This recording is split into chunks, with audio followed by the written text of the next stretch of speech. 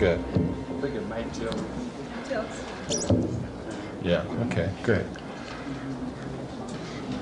Ladies and gentlemen, I'm here tonight to bring you some revelations, so to speak. We've been asleep for many, many years, and it's time now for us to wake up. And it's time for us to wake up not in fright, not to look around and jump back from the shadows, but to come awake with our eyes open, realizing what stands in front of us and what we must do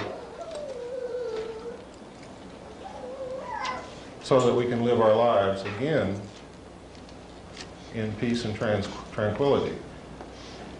And we must, at all costs, guard against drifting back into the slumber that we have been in for the last 40 to 50 years, that has really created the situation that we find ourselves in today. We're going to be discussing a lot of subjects tonight, and I would like for you to hold your questions until the end, at which time I will be happy to answer them. The harder the question, the more I like it. There's no such thing as a dumb or stupid question. And while I'm imparting this information to you tonight, I want you to try to come up with questions to poke holes in it. And I'm going to answer every one of those questions, because when you leave here tonight, I don't want you to have any doubts in your mind whatsoever about the truthfulness of what you're about to hear. Because it is so important not only that you understand it and believe it, but that you act upon it so that we can do something about it.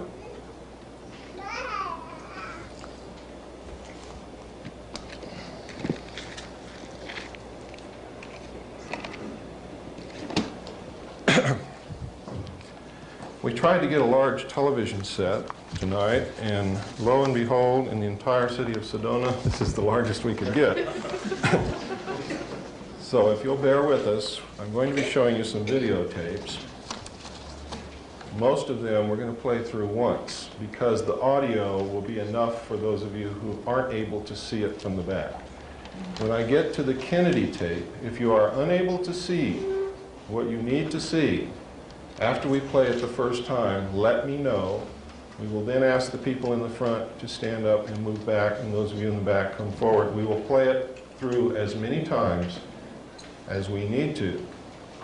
It is important that you know that you've been lied to, that your own government assassinated one of our presidents.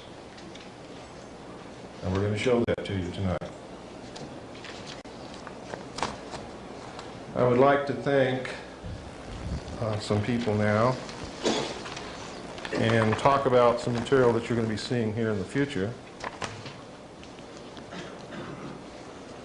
I would like to thank especially Eve Bruce, who through long-distance telephone conversations really started this rolling and was the one who put it together for you. I would like to also thank Mr. Ed DeMar, who was sort of in partnership with Eve to bring this about and did an awful lot of work on it, and who has written a book called Lese-Majesty. It's by Ed DeMar,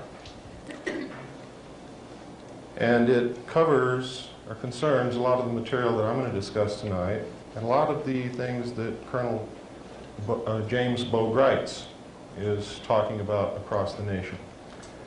I have read a good portion of Mr. DeMar's book this morning, and I have to tell you, it is one of the most in-depth, most well-researched, most well-referenced works of its kind that I have seen, and includes the best bibliography on this subject, which is available for all of you here tonight. You can pick up this bibliography from the table back here, and the reason we put it out for you to pick up is because most of what I'm going to tell you tonight, you can find out for yourselves through your own research. Most of the information that I'm going to give you is not secret. It has been in the public domain for many years. However, we have been extremely, trying to think of a nice word for it, but I can't. The word is really negligent. Asleep.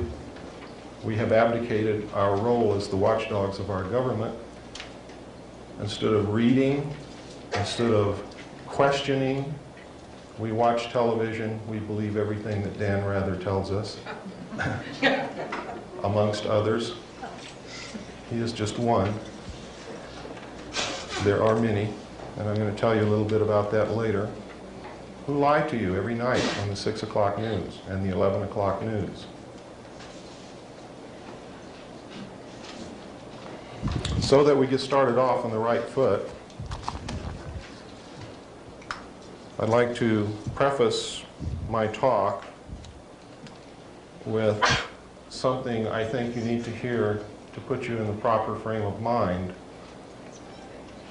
and keep you, I hope, from becoming afraid. Fear is a worse enemy than any other thing that we have to face. Ladies and gentlemen, the world needs to hear the truth. It's long overdue. The world also needs more peace, compassion, and cooperation. We already have too much fear and confusion. And too many people are feeling hopeless and victimized. What is offered here is startling information. And what we ask is that if you choose to accept it, you do so with the understanding that it would not come to our attention now if we did not have the ability to successfully respond. But successful only if we bring our highest thoughts, energies, and feelings to take positive action. We are not here to create more confusion, fear, or negative energies of any kind. And it is important that we not give in to these in ourselves, as it would only add to what the world already has. Fearing and fighting is the old way. We've tried to change the world, and the result has been that those who managed to be the victors brought the same constrictive and negative patterns back into power. We have now come to the threshold of a new understanding, that we must fight fear with confidence, hatred with love, separateness with unity, and beliefs of being a helpless victim with the acknowledgement and acceptance of the power we have to create our own lives and then the world. It can only go in that order. For if we are still creating confusion and negativity in our own experience, we can only contribute that to the world. We can change the world, but it will not be by outward action alone. To the extent we can bring truthfulness, compassion, and peace in our own lives is the exact extent to which we will bring them into the world. This does not mean that we have to sit in our rooms until we perfect our own lives, but to realize that if we see ourselves as victims, we will be victimized. If we perceive part of the world as separate, wrong, or evil, that is exactly what we will have. This story was beautifully played out in Star Wars. Luke had to gain his own inner power first by his belief in his connectedness with all things, and could only succeed in battle by not giving in to negative feelings. The problems that have arisen in our world have come as a reflection of our own collective fears, beliefs in separateness, and refusal to accept our own power and responsibility for the events in our lives. If we give in to these same feelings again, the battle will be lost before it is begun. Now I want you to bear that in mind. I want you to bear in mind that what has happened over the years, we bear a major part or portion of the responsibility. And it is up to us, in the abdication of others, to correct the situation, to to correct it. We are powerful. Each and every one of us is worthy, is powerful, has great potential to change the world. If you look back through history, you will find at least 27 incidences that I can pinpoint where one man or one woman has changed the entire world. So if you doubt your ability to successfully act and change the world, I challenge you to re-examine that belief, and I challenge you to stand up, take action, and I guarantee you that you will be amazed at the power that you really, really have. Ladies and gentlemen, what I'm talking about tonight began many years ago, 250 years ago to be exact. This is not something that has happened overnight. This is not something that's going to go away overnight. But it is something that we can begin to work on, and we can make major changes before the end of this year. And before the night is over, that is going to be my challenge to you, and my commission to you is to help us bring about those changes. And I will tell you exactly what those are.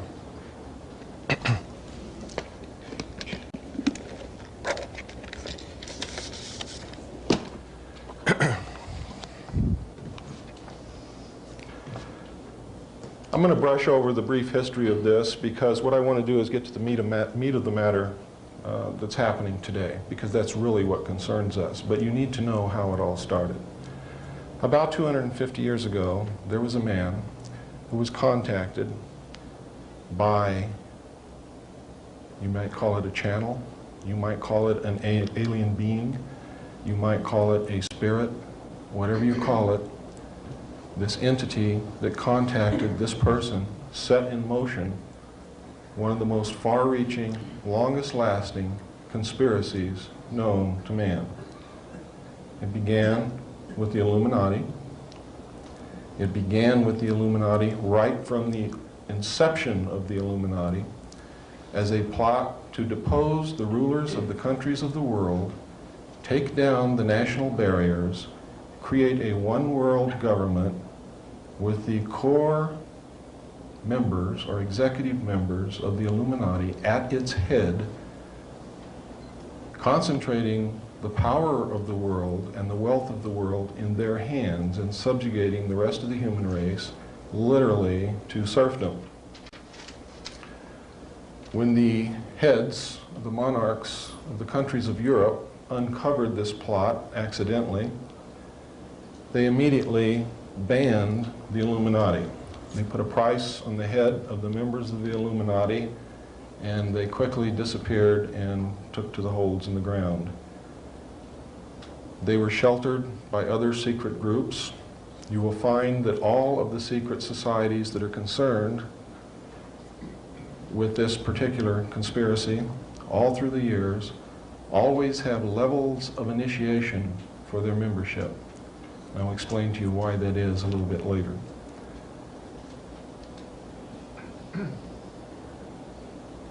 This is really a European thing, but it has spread to the United States.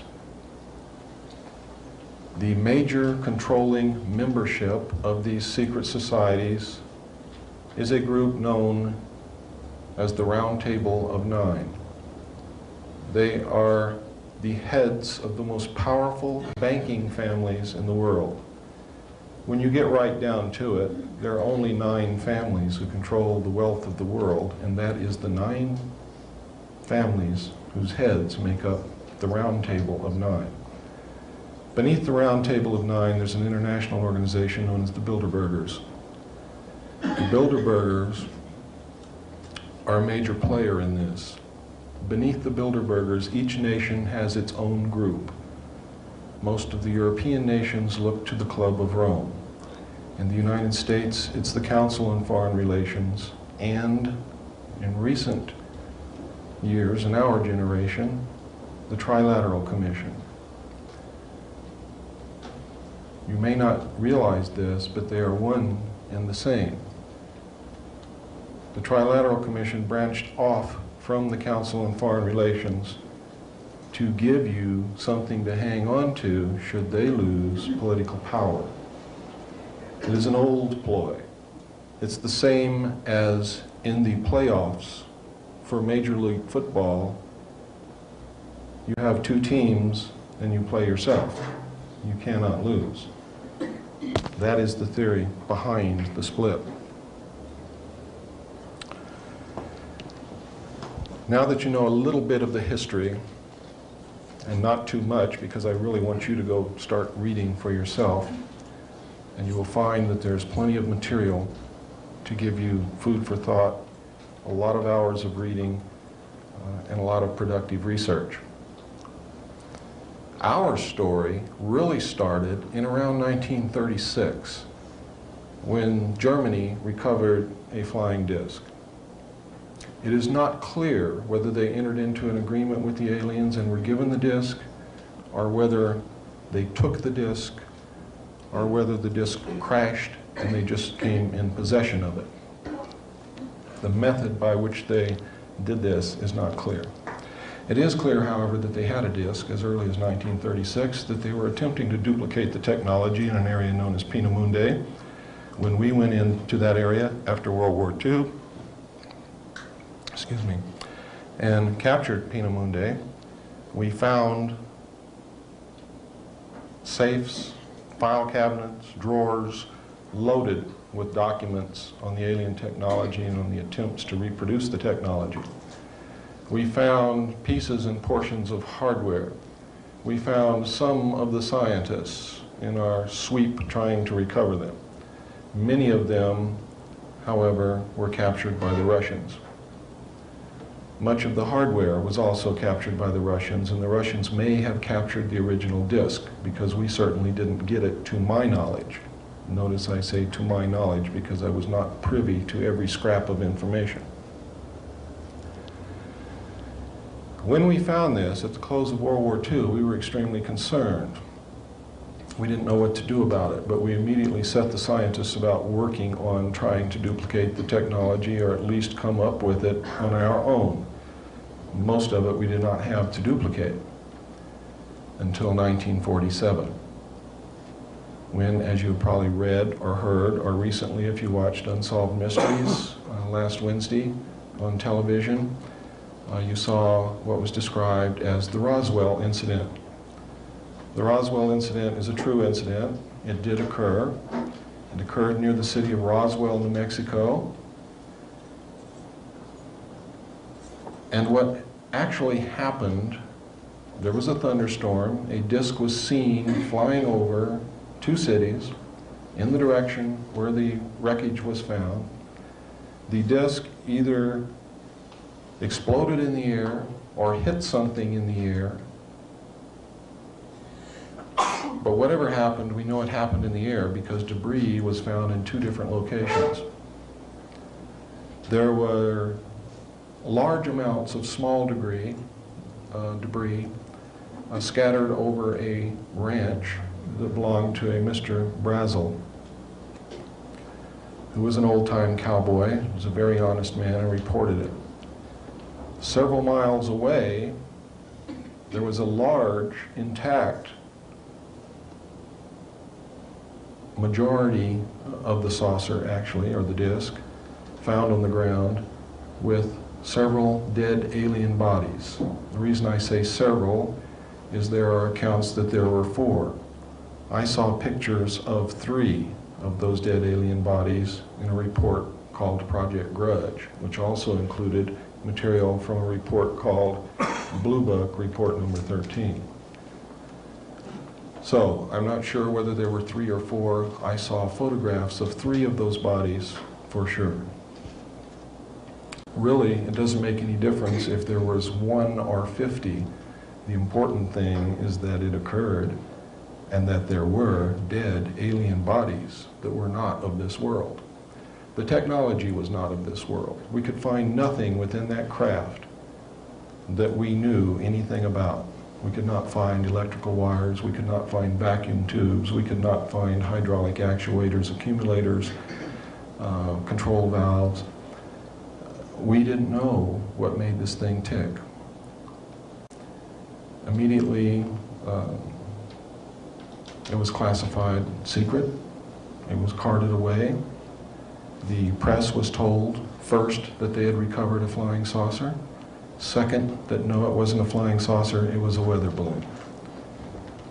When the local newspaper tried to put it out on the wire service was interrupted, and a message came across the wire to the local news service stating that they were to cease transmission immediately. What they were transmitting concerned the national security. The message was from the Federal Bureau of Investigation. And this is documented. The witnesses are still alive and have so testified to this fact.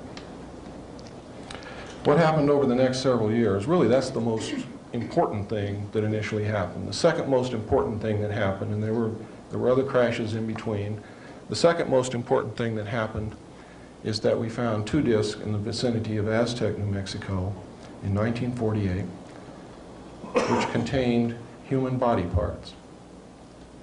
Now, this caused the classification to go from secret to way above top secret, because there was a great fear of a national panic. Now, this was before they ever did a study to determine whether or not they believed the populace would panic if the information that aliens were here was disseminated. But they knew that if they told the public, or if it got out to the public by some means, that aliens were not only here, but were flying around in craft which contained human body parts, that's another story altogether. Now, I don't want you to get real concerned about this, because your chances of being affected by it personally are extremely remote. The next really important occurrence was the fact that in 1949, again near Roswell, 2 discs crashed. They recovered 5 alien bodies from these discs, and in combing the area to make sure that they had recovered all of the wreckage and everything that they could so that the public would not be able to discover anything, and so that they would have everything with which to gain knowledge and technology from,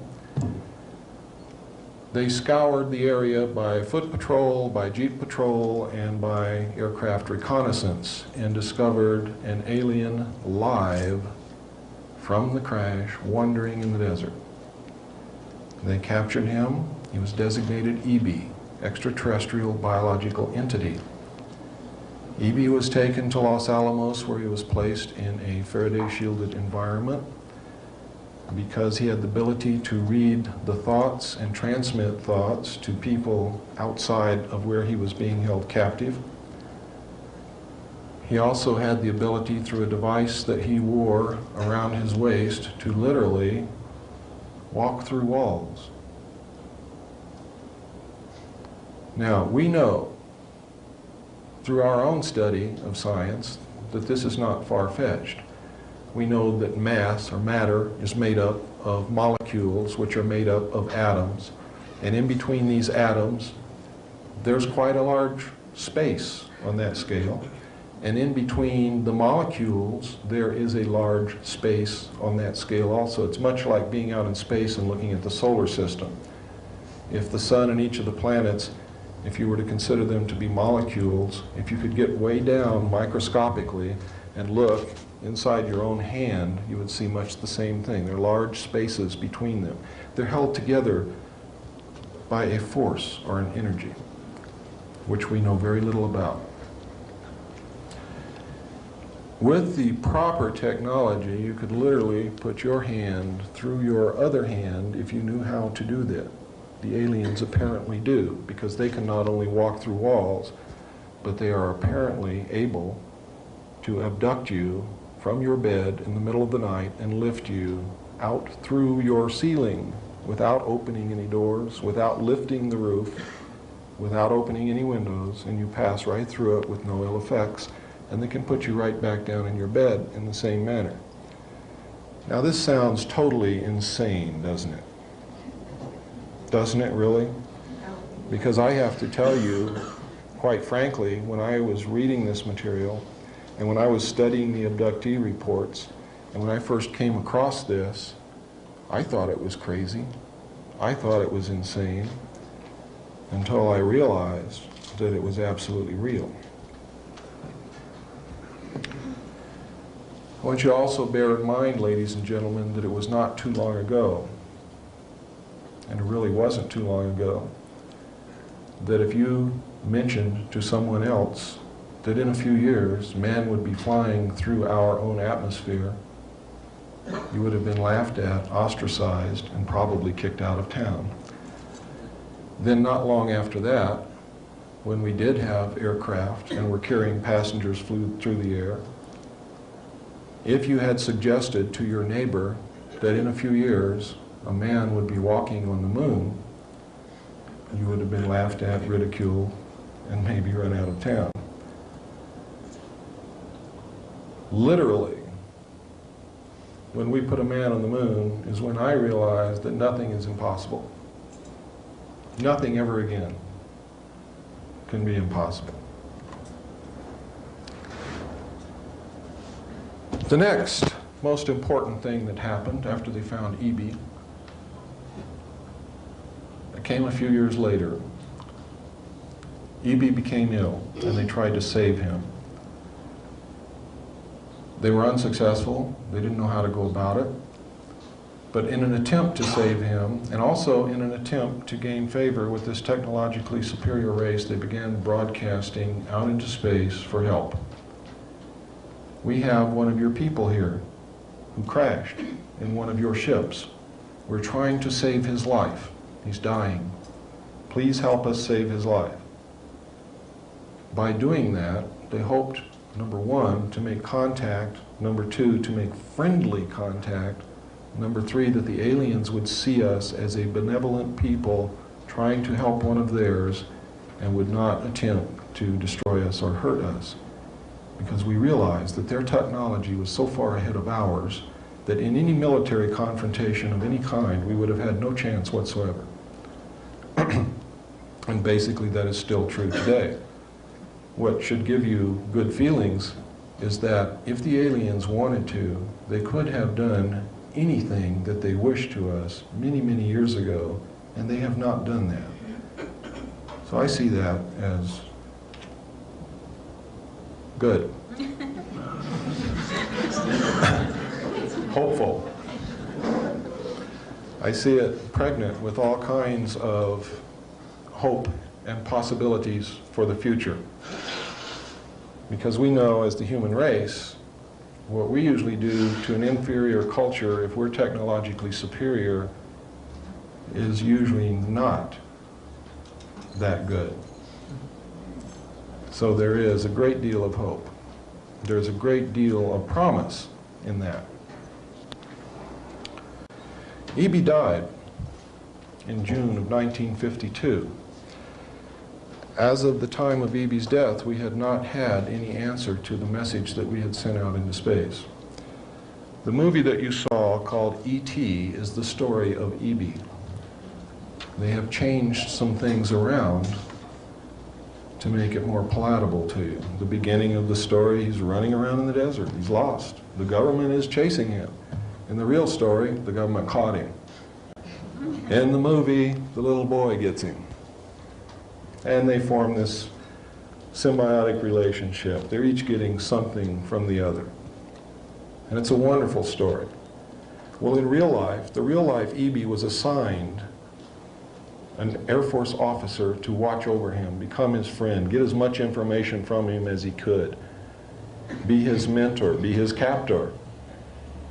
And the same symbiotic relationship developed between E.B. and this Air Force officer, to the point where when E.B. died, the Air Force officer cried. He was deeply hurt. He'd lost a dear friend because he had been with E.B. literally night and day since they had found him. In the movie, E.B. gets very ill, and everybody's very concerned. And the little boy plays the role of the Air Force officer. And you see that he cries. But in the film, he lives. E.T. Call Home was Project Sigma to attempt to make communications with the aliens to come and help save the life of E.B. The government, ladies and gentlemen, is giving you information at an unprecedented rate every day.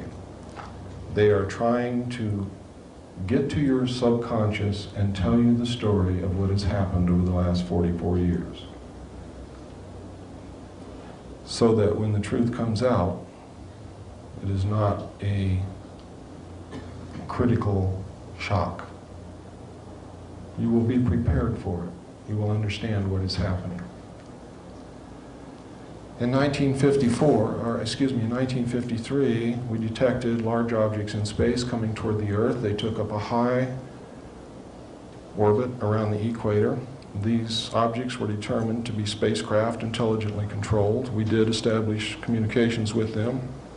Arrangements were made for them to land. There were 3 landings in 1954. One took place at Holloman Air Force Base in New Mexico. One took place at Edwards Air Force Base in California. The other one, do not hold me to this because I cannot substantiate it, but I believe it was at Homestead Air Force Base in Florida. I believe that the aliens who contacted us, who were attempting to help us, who refused to give us technology, who wanted to help us with our spiritual development, I believe that that landing took place at Homestead Air Force Base in Florida. But I can't get any verification from that from any source, so don't put that down as fact, put it down as a possibility. The other 2 bases, the other 2 landings I know occurred without a doubt at Holloman Air Force Base and Edwards Air Force Base. The first landing occurred at Holloman Air Force Base, where the aliens met with our intelligence officers. They reached a basic agreement after several hours. They were able to communicate. They left one hostage with us, his name was Krill, as a pledge that they would return and formalize an agreement. Later in 1954, they landed again at Edwards Air Force Base. President Eisenhower had arranged to be on vacation in Palm Springs. At the appointed date and time, President Eisenhower was whisked away. He actually disappeared. Nobody even saw the helicopter come or go, but he just flat disappeared.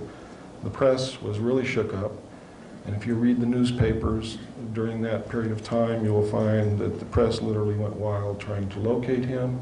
They were given a story that he was taken to a dentist for a toothache. They never found a dentist that treated President Eisenhower. In fact, he was at Edwards Air Force Base.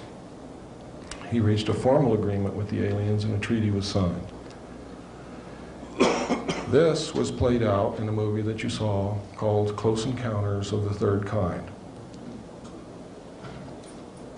Everything that you saw in that movie, except for finding the ship in the desert and the plains in Mexico and those types of things, was true. People were and are still being abducted.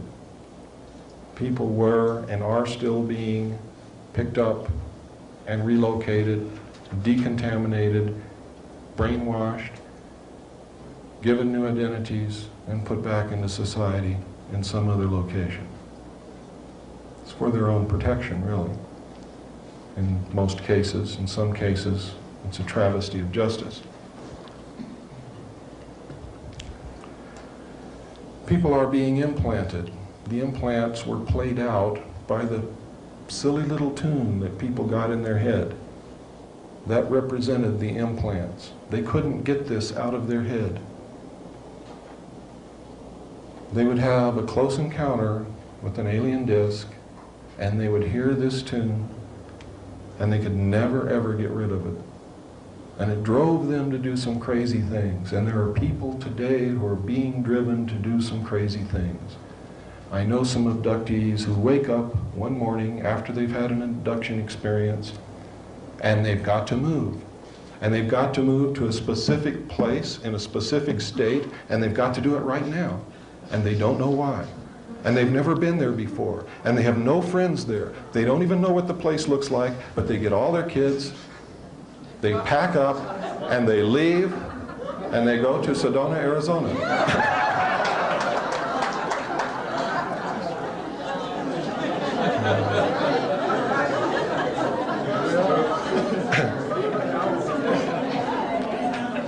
Some of them go to Yelm, Washington.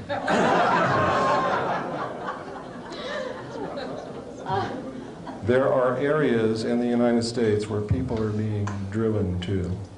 They don't know why they're going to these places, but they're going there. Usually they have been abducted. Usually they have been implanted. Well, let me take that back. I guarantee you that everyone who has been abducted has been implanted. And the time that I saw the information between 1970 and 1973, the official Office of Naval Intelligence figures was 1 in 40, which works out to 2.5% of the population. How did they get these figures? It's very simple, ladies and gentlemen. At that time, they still had the draft.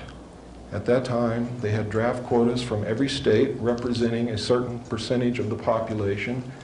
A certain percentage of the population of young men had to be drafted according to the percentage of the total population that lived in that state. When they came in for induction into the military service, they were given an extensive medical examination, and even at that time, ladies and gentlemen, we did have magnetic resonance imaging capability, but the military did not put it out to the civilian community as yet. This was a new technique, a new development. They found that according to the number of implants they found in the military inductees, based upon the percentage of the population of that state from which they were taken, that the number of people in the United States who had been implanted was 1 in 40. I sincerely believe that that was an underestimate, maybe a large underestimate, simply because now today most of the abductees are women, and that sampling was taken from only men. Why they're mostly women, I don't know. It has something to do, I do know, and this may not be the only reason, and that's why I say I don't know what the whole reason is.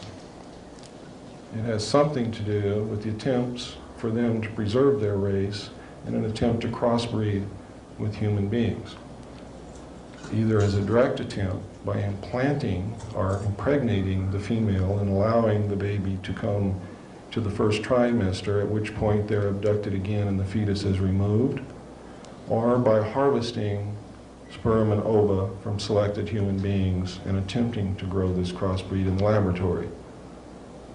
There is tremendous evidence to support this. Now, let me digress back again to the next major step that happened, was that in 1954, when after President Eisenhower had become incumbent with the office, he realized that he was going to have to deal with this, and he also realized, as I realized a long time ago, you can't believe what's happening. You can't believe what the aliens tell us, whether they be good, bad, etherical, interdimensional, whatever. There is so much deception and so many lies involved with this that you have to step back and say, I'm not going to believe anything until I can prove it. And to do otherwise is to put yourself in terrible jeopardy. Believe me, terrible jeopardy. And I can cite instances where this has happened. President Eisenhower knew that he wasn't capable of determining what the truth was, but he knew that there was some pretty smart people in this country. He put together an organization called MJ-12, or Majority 12. Majority 12 was made up of 6 men from the United States government. Those 6 men were Nelson Rockefeller, who represented the president, who was the Secretary of State, the Secretary of Defense, the Director of the CIA, the Director of the FBI, and the Chairman of the Joint Chiefs of Staff. The balance of MJ-12 was made up of the Executive Committee of the Council on Foreign Relations. Now, it is extremely significant that you understand that the first 6 members from the government, along with President Eisenhower, were also members and longtime members of the Council on Foreign Relations. They believed in that organization. They believed in its goals, which was one world government. Now, secretly, this was known as Majority 12. It was called MJ-12 in correspondence.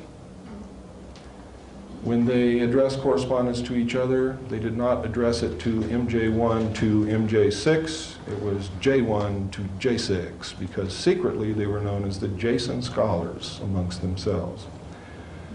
Publicly, they were known as the Committee on the Clear and Present Danger, and to my knowledge may still be known as the Committee on the Present Danger.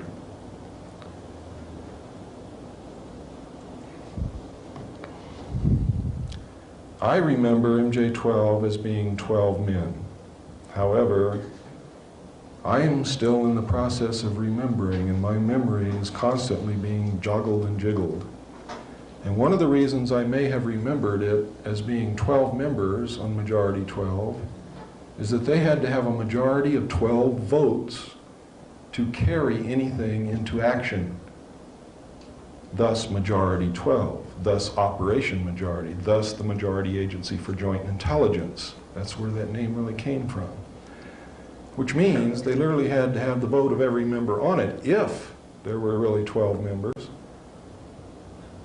But having to have 12 votes to carry, being named Majority 12 or MJ-12 could have just been enough to make me believe that they only had 12 members.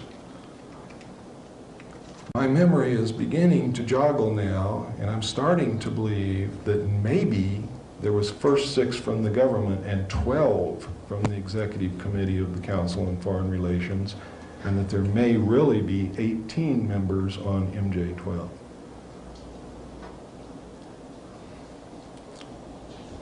Whenever I believe that a correction needs to be made, first, I wasn't going to do this. But that's wrong not to do that. It's wrong to stick to your guns because you don't want to change anything. That's silly. Because, ladies and gentlemen, it doesn't make any difference if there's 1 member, if there's 12 members, or if there's 18 members. What makes a difference is that Majority 12 exists, MJ-12 exists. These men were all members of the Council on Foreign Relations, and they are the secret government. That's what really counts. Now, I'm telling you this tonight, there may be a discrepancy in the number of members because I haven't confirmed it yet. But I know that there were at least 12. Everything else that I've told you about them is absolutely true. But there may just possibly have been as many as 18. When President Eisenhower put this group together,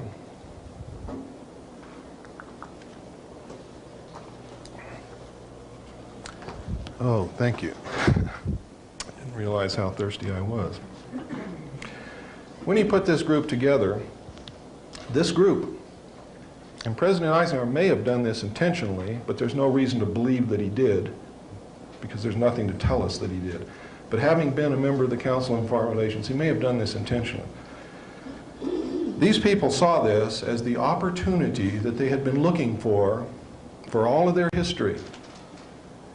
It was the opportunity finally to control one of the major superpowers of the world behind the scenes. Because who gets knocked off when things go wrong? The person standing out in front, right? The people behind the scenes just chuckle and laugh and say, ah, they got the wrong guy, and they put another one right up there for you to knock off.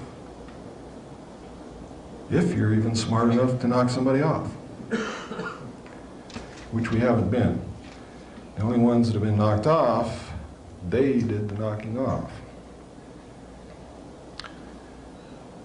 Through a whole bunch of secret executive orders and NSC memos, which are in fact executive orders, they reached the habit actually of using NSC memos in place of presidential executive orders to prevent the government from falling should the public find out what was really going on. It was to save the presidency.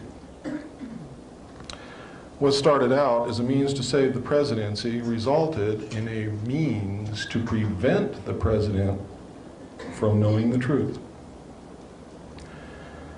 Up until President Bush, President Eisenhower was the last president who knew the entire truth. And when he left office, he could see what was happening. He was a very intelligent man. He could not have been the overall commander of all Allied forces in Europe with 5 stars and then reached the office of president if he had been a dummy. He was not Dan Quayle, I can guarantee you. He knew what was happening, and he attempted to warn us when he left office. He told us quite bluntly and in no uncertain terms to beware of the military-industrial complex. And who is the military-industrial complex? It is the members of the Council on Foreign Relations, and since the inception of the Trilateral Commission as well. The Council on Foreign Relations and the Trilateral Commission control the board of directors, the majority of the stock, and usually the president and CEO of all the major corporations in the United States of America, including the news media, the major publishing interests, etc., etc., etc. Usually the president and CEO is a member of the Council on Foreign Relations and are the Trilateral Commissions. Many of them have dual membership. The board of directors is always controlled. Council on Foreign Relations and Trilateral Commission members own the majority of the stock.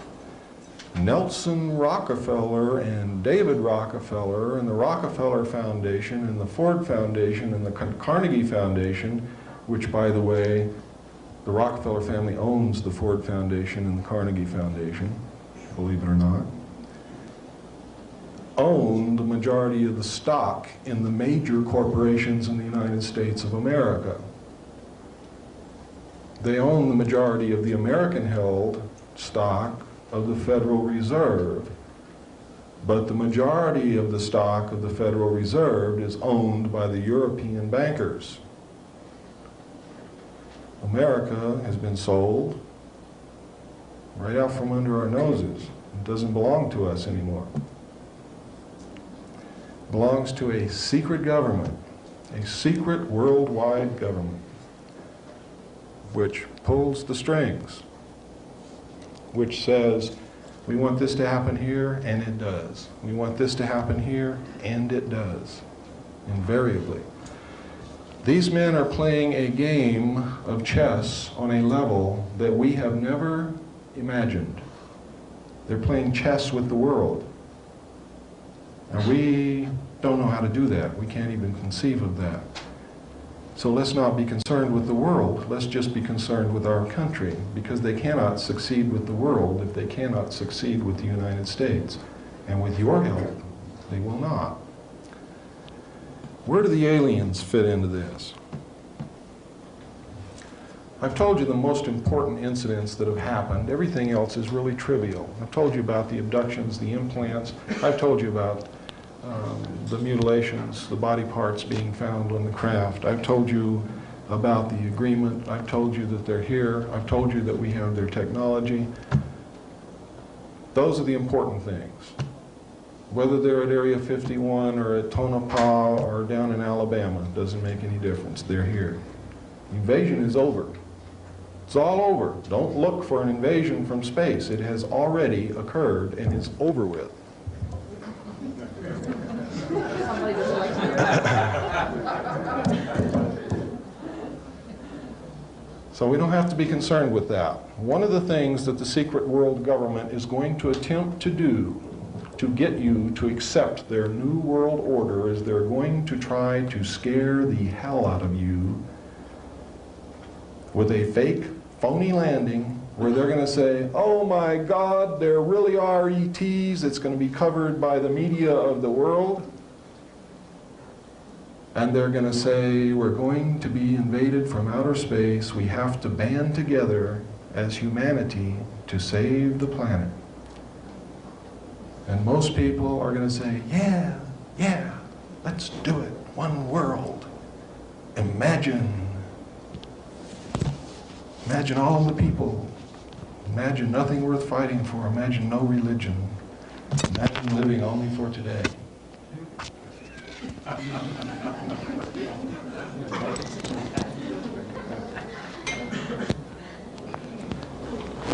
These events are always fun and unpredictable.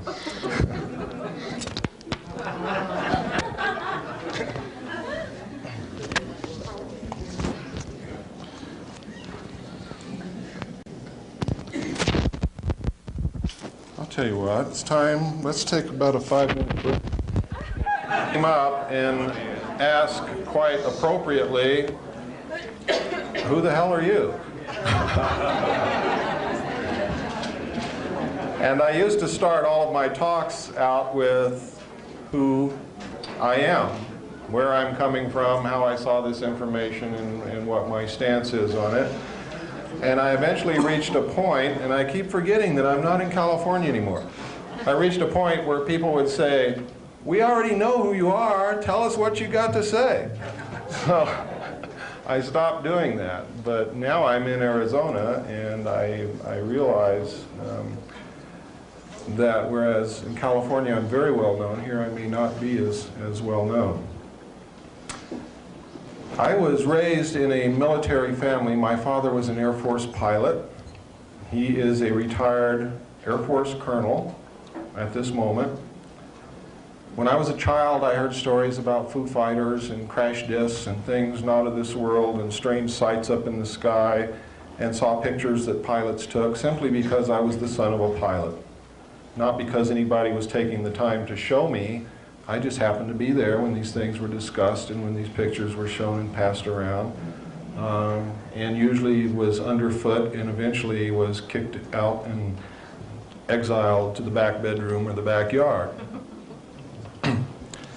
Eventually, though, I grew up and left home, went into the Air Force. I was assigned to the Strategic Air Command as an aircraft and missile hydraulic technician, which means that I worked on the hydraulics and the pneumatic systems, or high-pressure air systems of aircraft and missiles for the Strategic Air Command.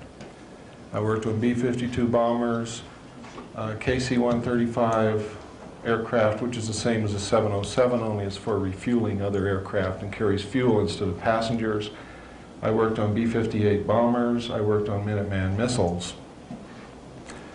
During the time, both when I was in school learning my trade in the Air Force and the time that I was on the job, I met people who had taken part in crash disk recoveries. And usually at the Airmen's Club or in some bar downtown or someplace, because I was a young man then, and that's where you could usually find me, with a beer in my hand looking for a girl. And if there wasn't a girl around, we lied to each other a lot. And generally, these stories I thought to be a lie until later years when I realized that these guys had been telling me the truth and I could kick myself in the head because I had not written it down. I had not pressed them for more information at a time when they were willing to talk to me for some reason or other. When I left the Air Force, I went into the Navy, and really I had planned to just skip from service to service. I was a pretty crazy young kid. I was gung-ho. I was raised on John Wayne movies and Sergeant Rock comic books. I came from a military family. My whole family was in the military service. Uncles, grandfathers, brother, everybody. We were service people. We were government people. We were patriots. We cared. We believed that the the best thing that a man or a woman could do was to serve their country. When I went in the Navy, I volunteered for submarines because that was the weirdest thing you could do. And I was pretty weird. And I thought it would be neat to sleep underwater. So I did. While I was on submarines, being junior in the Navy, real junior, I had to stand lookout watches. Lookouts are well-trained professional observers. They are not just someone that they grab out of the galley and stick it there with a pair of binoculars. You are well trained because before you yell to the officer of the deck that you got to shoot at something coming at you off the port beam, you got to know that that's really the enemy and not the admiral coming out for a visit. And that's really the main reason for it.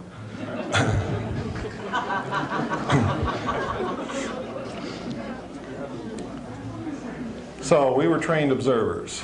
Now this is extremely important to me personally, because without this experience I probably would not have lent the importance that the later information that I was going to see, I probably would not have realized how important it was. While on lookout between the Portland, Seattle area and the Pearl Harbor area, while we were traveling on the surface as port lookout, I saw a craft the size of an aircraft carrier exit the water at a range of approximately 2.5 nautical miles off the port quarter. The port quarter is approximately 45 relative degrees off the port bow. Port is your left.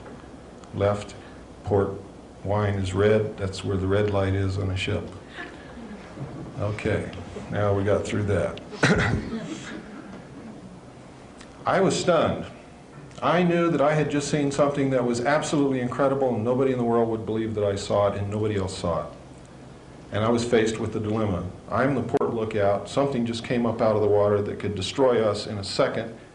It was a machine. It was intelligently guided. I knew this. It was as big as an aircraft carrier. It was the most important, earth-shattering thing that had ever happened to me in my life. Because I saw it, I realized what it was. I knew I wasn't dreaming. There was nobody around who could be manipulating me in any way, shape, or form. And it was my responsibility to report this. Are you kidding?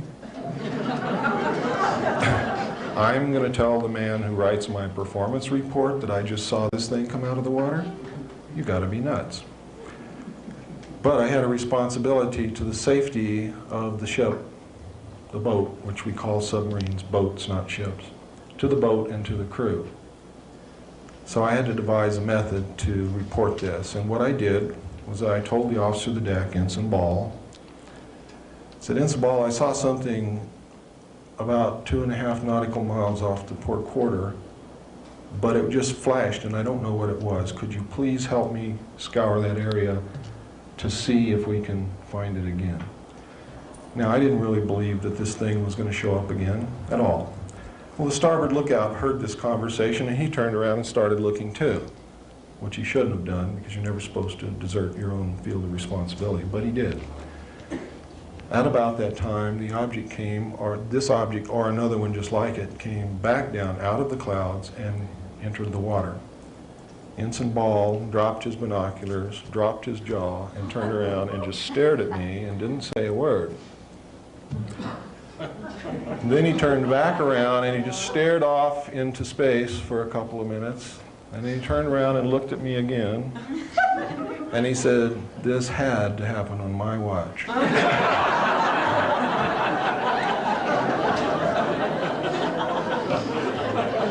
He then called the captain to the bridge, which on any naval vessel means that there is an emergency in progress. You do not call the captain to the bridge unless there is an emergency situation, unless his presence is needed.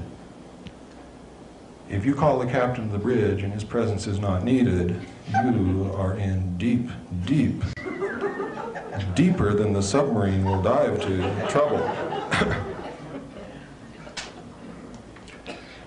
And it's lucky they didn't have submarines in the old Navy when they hauled people. Now, the captain came to the bridge, and so did the chief quartermaster, because it was his job to come to the bridge with the captain with a 35mm camera anytime anything like this happened. This event repeated itself several times over a 7 to 10 minute period, and we watched it. They would exit the water, go and disappear in the clouds, and then another ship, or the same ship, would re-enter the water. Eventually, it stopped.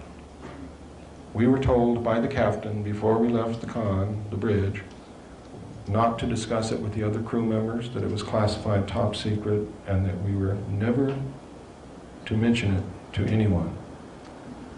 Now, the crew knew about it. How they knew about it, I don't know, but I suspect that it was picked up on sonar and radar also, in which case the sonarman and the radarman would know about it too. And I believe that is what has happened, and I believe that they were also told not to talk to anyone. But several crew members came up to me and wanted to know if we really saw a UFO, and I told them that I was not allowed to discuss what happened, and I didn't know what I saw anyway. So that was the end of that. I did tell a good friend about it years later. When we arrived in Pearl Harbor, an officer from the Office of Naval Intelligence came on board and debriefed each one of us independently of the others. I do not know what went on in the debriefings of the other personnel involved, but when I went in, he began to ask me what I saw.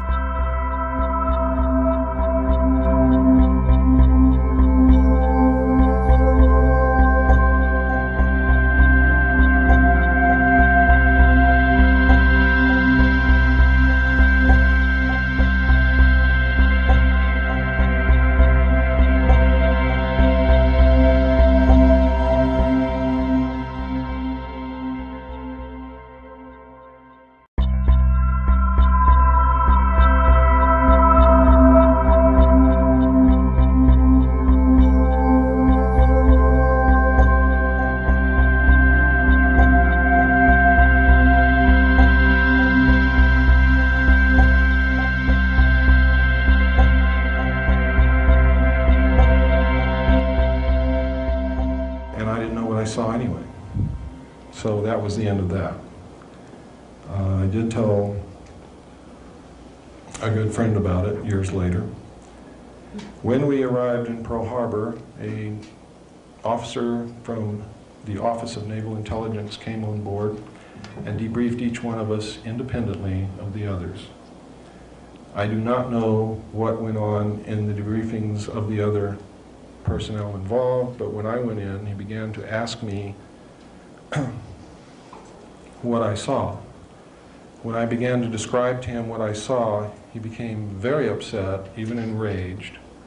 And having come from a military family, having a father who was an Air Force pilot and an officer, having served 4 years in the Air Force, I knew what this man wanted to hear.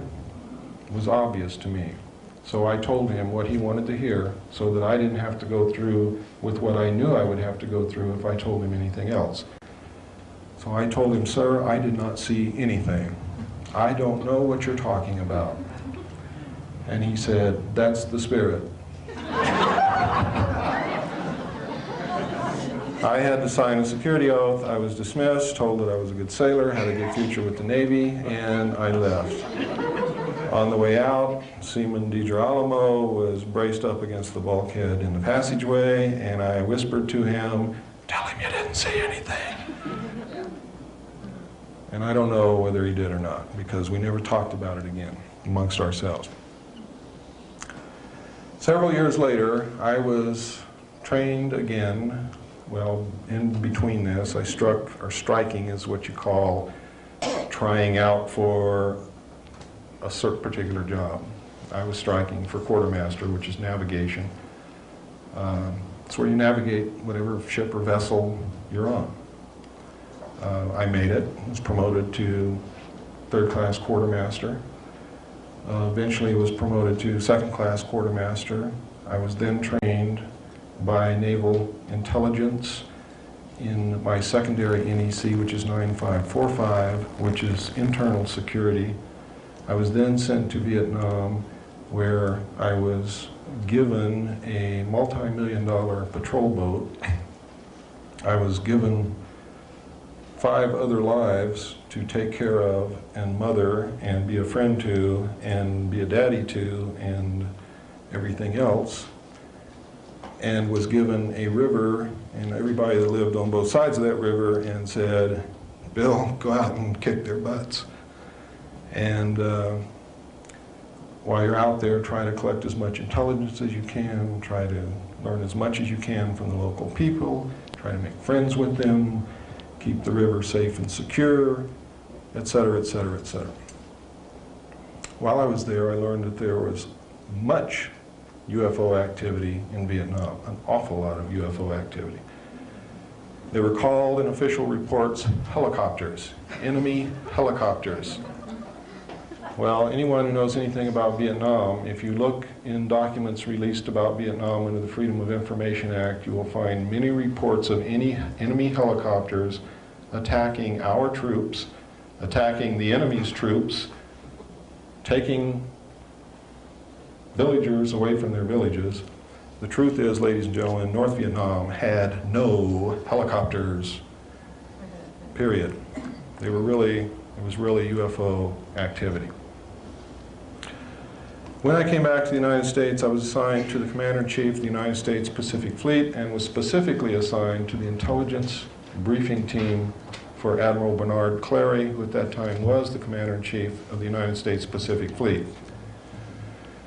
While serving in this official capacity, I had occasion to prepare briefings on flaps. You know what a flap is? I mean, something's happening right now, and it's very important, and everybody's concerned about it, and all the admirals are in the command center, and they want to know what the hell's going on, and they want up-to-date information, and they want the plots correct, and they want to know who's over here, and what's the closest ship, and how fast can we get a United States Marine unit there. That's what you call a flap. In other words, everybody's throwing it all in the fan, and it's all coming out on me and the other people who were with me. It was our job to provide this information on a 24-hour basis. And specifically every day, we would come in very early in the morning, about 4 a.m., and we would prepare a briefing which took place at between 8 and 9 o'clock whenever the Admiral was ready, because we didn't tell him when to be there. He told us when he was there, and when he was there, we had to be ready. Between 8 and 9 o'clock, usually, we would present a briefing to the Admiral and his chiefs of staff. Now you have to remember that this man had reason to know what was going on in half of the world, because he's literally responsible for the Pacific Ocean and the Indian Ocean and everything in between, including the land masses. In case of a nuclear attack or nuclear war or any kind of a war, it is the United States Navy that will deal the primary blow to the enemy, will deliver the war to the enemy first, and will usually carry it through to the end. And that is the truth. So he had the need to know everything that happened in that part of the world. When alien-connected incidents occurred, we would get top secret messages marked magic, restricted information. That is not an obsolete security classification. And the first time it was used was not in the Nixon years. It has been used on alien-connected material since the beginning. So don't believe everything you hear. When we got these messages, usually all hell would break loose. It was of the utmost importance. When we were briefing officers who were new in the position that they had the need to know regarding this flaps, we sometimes had to brief them on the history that led up to this incident. So then I had access to documents containing the history. Until eventually, I found in my hands a document called Operation Majority and another document called Project Grudge, which contained the most astounding information I have ever seen in my life And from that day forward, my life has never been the same. It has not been normal in any way, and I wish that it had been somebody else who had seen the information, but because no one else has had the guts to stand up and talk about what they've seen, I'm kind of glad that it was me, because I do have, and I will continue, because you need to know what was in those documents and what's happening. Now, if I had not seen the UFO with my own eyes first, I would have thought that this whole scenario that I saw in these documents was a hoax.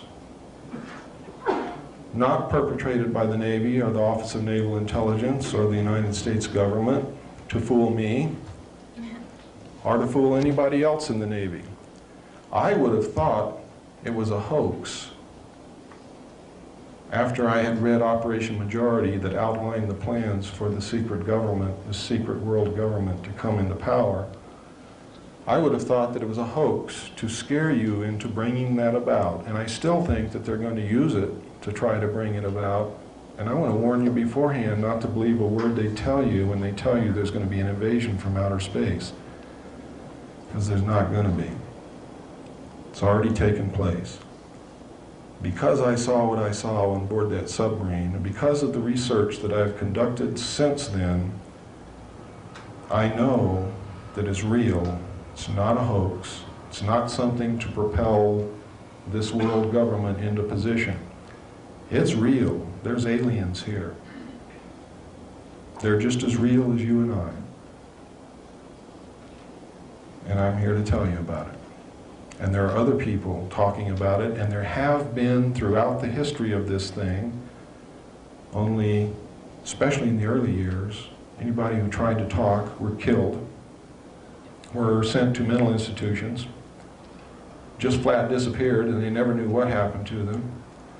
Or all of a sudden, Joe Blow was working in a garage and now he's got a nice job in the government, making 3 times what he was making in that garage, and he doesn't talk to you anymore. Those things were commonplace. They have still been commonplace up to the present time, except in recent years, people are starting to learn how to prevent it from happening. And one of the ways is you get squarely in front of the public and you stay there. Because I'm going to tell you this right now, and you can bank on it. You watch me every day of my life. If anything happens to me, you don't have to do any more research. You know damn well everything I'm telling you is true. And they don't want you to know that. So they're not going to touch me unless they can make it look like an accident where you will believe that it's an accident. And I'm telling you right now, they know how to make people die of heart attacks, strokes, brain hemorrhages. They know how to make people fall down the stairs. They know how to make people commit suicide, or at least look like they committed suicide. And if you don't believe that, look at what happened to the 20 material witnesses who were close enough to the car to see William Greer shoot President Kennedy within 2 years of the time it happened. They're all dead. The odds of them all being dead is something like 300,000 trillion to 1. Some of them apparently, I say apparently because that word means that's what it looks like, committed suicide. One died of a karate chop to the neck. Several of them had heart attacks, etc., etc., etc. One man hung himself. They were all murdered. All of them. They were murdered by the Central Intelligence Agency. William Greer was the assassin who killed President Kennedy. He was a Secret Service agent. I'm going to show you the film here shortly. Many of you wonder, well, if that's really true, how come Jackie Kennedy never said anything? If the Secret Service, the highest protective body in the United States assigned to protect the President of the United States, just shot President Kennedy, who in the hell is she going to tell? Me? I can't do anything. except tell you. The FBI, J. Edgar Hoover is one of the men who ordered his assassination. He was a member of MJ-12.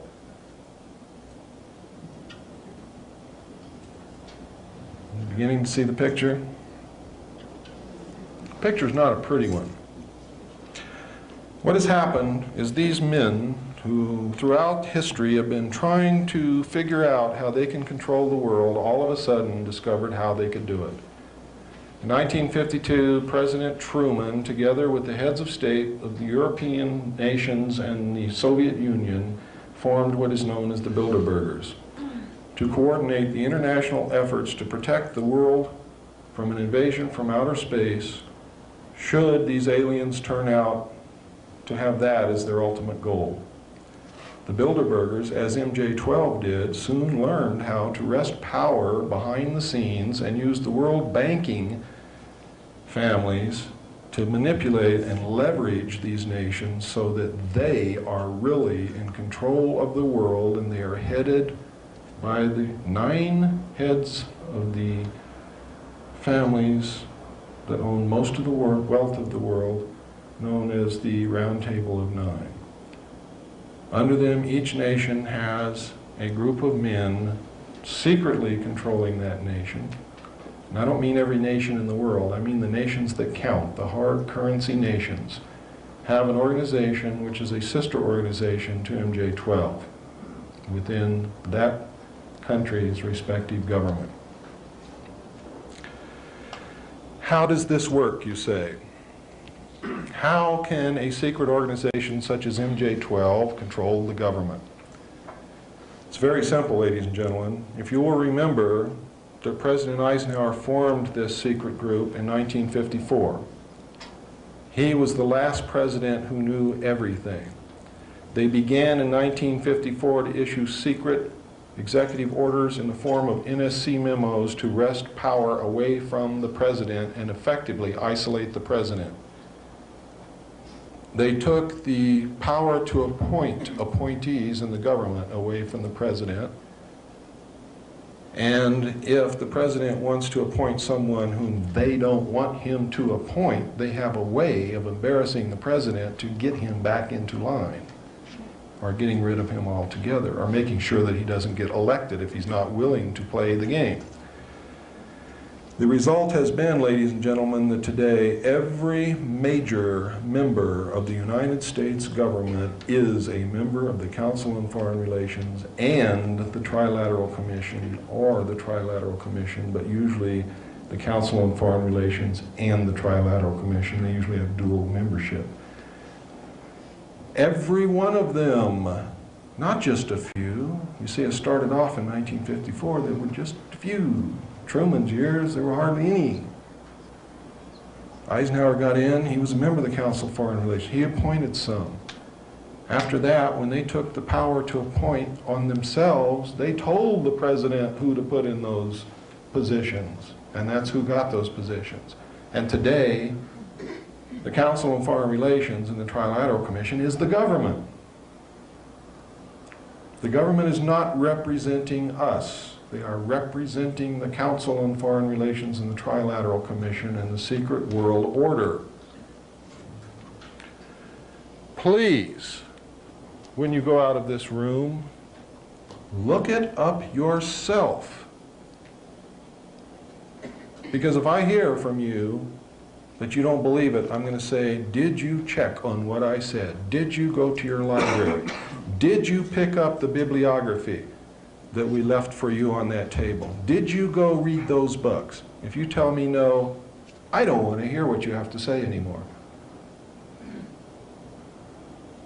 Because I can bring you a message, and I can tell you what that message is. I cannot march into battle by myself. I will be literally creamed. You must be beside me as I march, as Colonel Bo Greitz marches, as John Lear marches, as Bill English marches, as any of the other true patriots in this country are marching to try to clean up our government. Because we can't even begin to deal with an alien force because we don't have the power to make treaties. We don't have the power to make agreements. We don't even have the power to sit down and hold a discussion. We do have the power to get rid of the ones who are not representing us and put people in who are representing us and demand that the crooks be prosecuted and get thrown in jail. We have the power to clean up our government so then our government can represent us and then we can deal with an alien question. So what I'm telling you tonight is forget about the aliens because you cannot hope to deal with them until we clean up our government. Once we clean up our government, then we can deal with the other problems. Until then, we cannot. Because you can't make a treaty for me. And you can't make a treaty for her. And I can't make a treaty for any of you. It takes our government to do that. Now I want you to understand, I do not and never have advocated the overthrow of the United States government. I advocate the restoration of the United States government to its legal and proper place as our founding fathers laid out for us to follow. I advocate and will march and defend to the death the restoration of the Constitution of the United States of America. Because the Constitution of the United States of America, ladies and gentlemen, is the United States of America. We are not the United States of America. The state of Arizona and the state of Mexico, or New Mexico, is not the United States of America. All of the states and all the people together are not the United States of America. The United States of America is and only is the Constitution of the United States of America. That document is the only thing that keeps you free. That document is the only thing that gives you freedoms and guarantees them. That document is the only thing that keeps people from taking your freedom away from you, along with one of the clauses that they gave us in that document, which was the right to keep and bear arms. And I know that that issue is controversial, but let me explain to you why it is in the Constitution.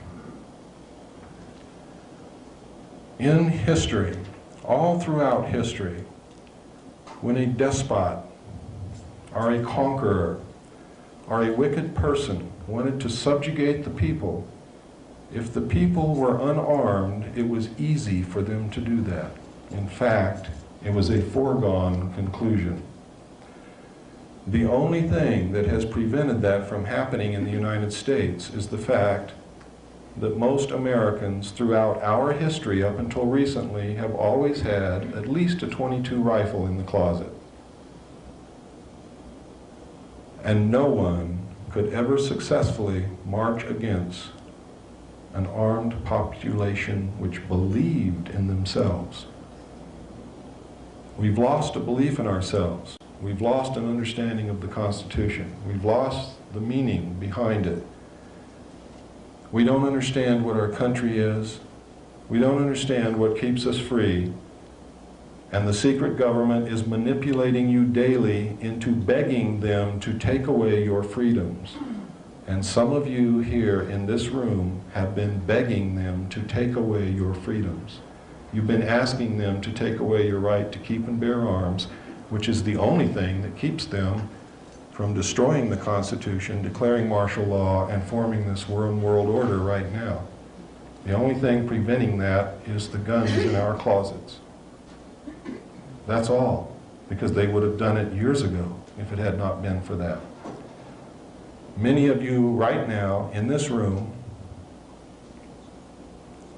have been screaming for the government to take away some of our freedoms in order to get the drugs off the streets. You've been saying, I'm willing to give up some of my freedom to get rid of this terrible plague. Let me tell you, ladies and gentlemen, it is your government who imports those drugs and who is selling those drugs to your children, and has been from the very beginning. And the only ones that they ever catch or allow to be caught are those who are in competition with them.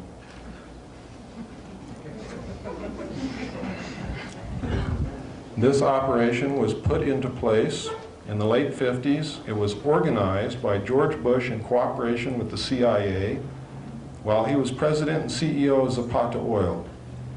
Their plan was to bring the drugs in from Central and South America to the offshore oil platforms of Zapata Oil, from there to bring them into the United States by the normal crew conveyance and helicopters. Therefore, they would not have to undergo inspection by custom officials or law enforcement agencies of any kind. And it's been going on ever since. Today, the drugs do not enter this country by the little planes that they would have you believe on the 6 o'clock news, nor by the little boats that they say are speeding across the Caribbean. The Coast Guard, ladies and gentlemen, and the United States Navy are not inept. Every aircraft that approaches the borders of this country from any direction is monitored minute by minute by the North American Air Defense Command. The drugs, ladies and gentlemen, are brought into this country on CIA proprietary contract aircraft and military aircraft and land on CIA facilities in the United States and on military air bases, and Homestead Air Force Base is one of those bases where those planes land. Recently, Colonel James Bogreitz, in the last few years, went to the Golden Triangle area to try to bring back American prisoners of war who we know are still being held. We've always known it. The government has known it. They have misused the Office of Prisoner of War Accountability to transact these drug deals. So they don't want the prisoners of war to come home. Well, we didn't know that until Bo Greitz went over there and talked to a gentleman by the name of General Kunsa, who is the drug overlord of the Golden Triangle. I've talked extensively with Colonel Greitz about this. I have all of his information. And coupled with mine, it paints a very bad picture. General Kunsa says that every year, government agents, high-level government agents, are purchasing 800 tons of pure heroin and shipping it into this country from him. He wants to stop it. He is willing to stop it. He wants us to give him a crop substitution program so that his people do not have to raise poppies and process heroin in order to survive. He wants to become a recognized, real nation rather than an illegal group of bandits living in the jungle. And George Bush and the United States government says there is no interest in doing that here. He's willing to stop 800 tons of pure heroin from coming into this country every year. And George Bush says, we're not interested in doing that here. Furthermore, we're not interested in hearing who these government officials are that he says he's selling these drugs to. Furthermore, Colonel Bogreitz, if you don't shut your mouth, we're going to lock you up in a federal prison and you're never going to get out. And they tried. You see, it was the United States government that sent Bogreitz to Southeast Asia to bring prisoners of war back. Colonel Bogreitz is the most decorated man to come out of Vietnam and one of the most decorated heroes that this country has ever had. They sent him in there because of that, and they gave him a lot of press. And every time he went in, they warned the enemy beforehand, usually by Radio Free America, in their own language, warned them by name who was coming, how they were coming, what route they were going to take, so that they would not be successful. But it made the administration look good because they were sending somebody over there to do it. But every time he went, he had to use a phony passport that the Department of Defense gave him to use to accomplish his mission.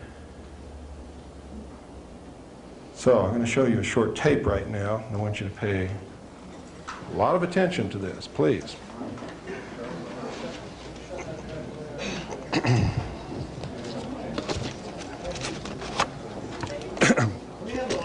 Yeah, it reflects right in the center. That one back there.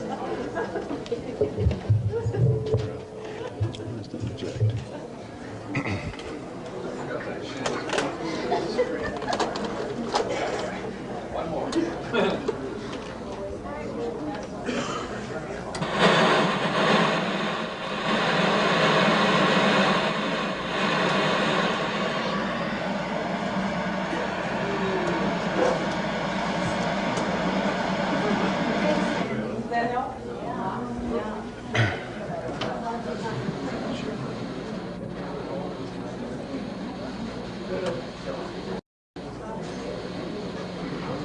On April 18, 1989, what many Americans regard as the most important trial in the United States began with little fanfare in Las Vegas, Nevada federal court.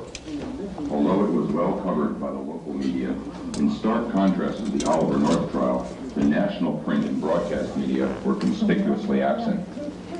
It was almost as if an invisible dome had descended over Las Vegas to prevent any satellite uplink from reaching the rest of the nation. For nearly 2 years, Lieutenant Colonel James Bo Grites had been under indictment for misuse of a passport.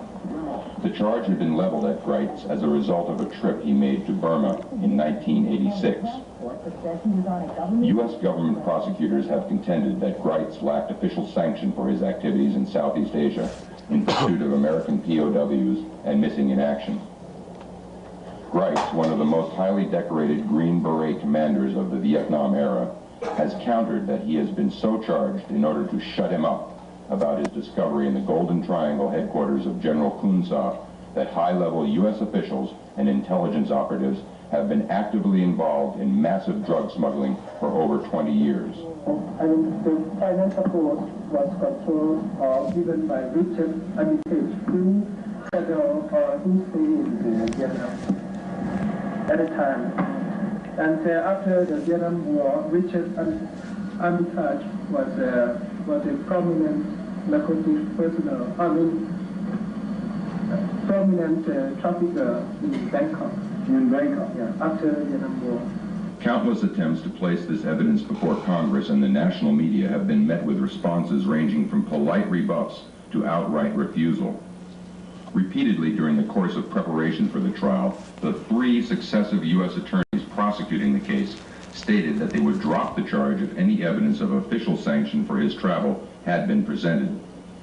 Although Grites had offered testimony from several witnesses, including U.S. officials, verifying this, the judge attempted to exclude such testimony in preliminary hearings, even to the extent of issuing a gag order. To most knowledgeable observers of the case, it had become very clear by the start of the trial that this was indeed an official effort directed at the highest levels of the U.S. government to railroad Grites. We think that Bo Grites is right, and that these charges against him are unjust. He's a great American hero. The government says this case isn't about politics or foreign policy, but Grites and his attorneys are trying to prove otherwise. I'm glad that get some facts before the public. It's not me on trial here. It's the government and their drug smuggling, and it's the prisoner of war issue. And it's been wanting to get this thing over with. During opening arguments, Grites' attorney Lamont Mills told the jury he won't dispute the government's charges. Mills admits Grites did use a false passport when he returned to the country in late 1986, but he says the real story is why he did it. Grites maintains the government sent him to Southeast Asia on a mission to find POWs, but the White House and the Pentagon denied any involvement. I wanted to go to trial because this story needs to be told. I felt through a jury trial, a public trial, that the plight of the prisoners of war might be focused upon, and government involvement in drug smuggling to promote covert operations that Congress will not approve of should be focused upon. The U.S. attorney says the case is not about politics, but about the simple misuse of a passport. Hey, look, I got better things to do than prosecute beer can commandos, I can promise you that. What's your reaction to the government calling you a beer can commando?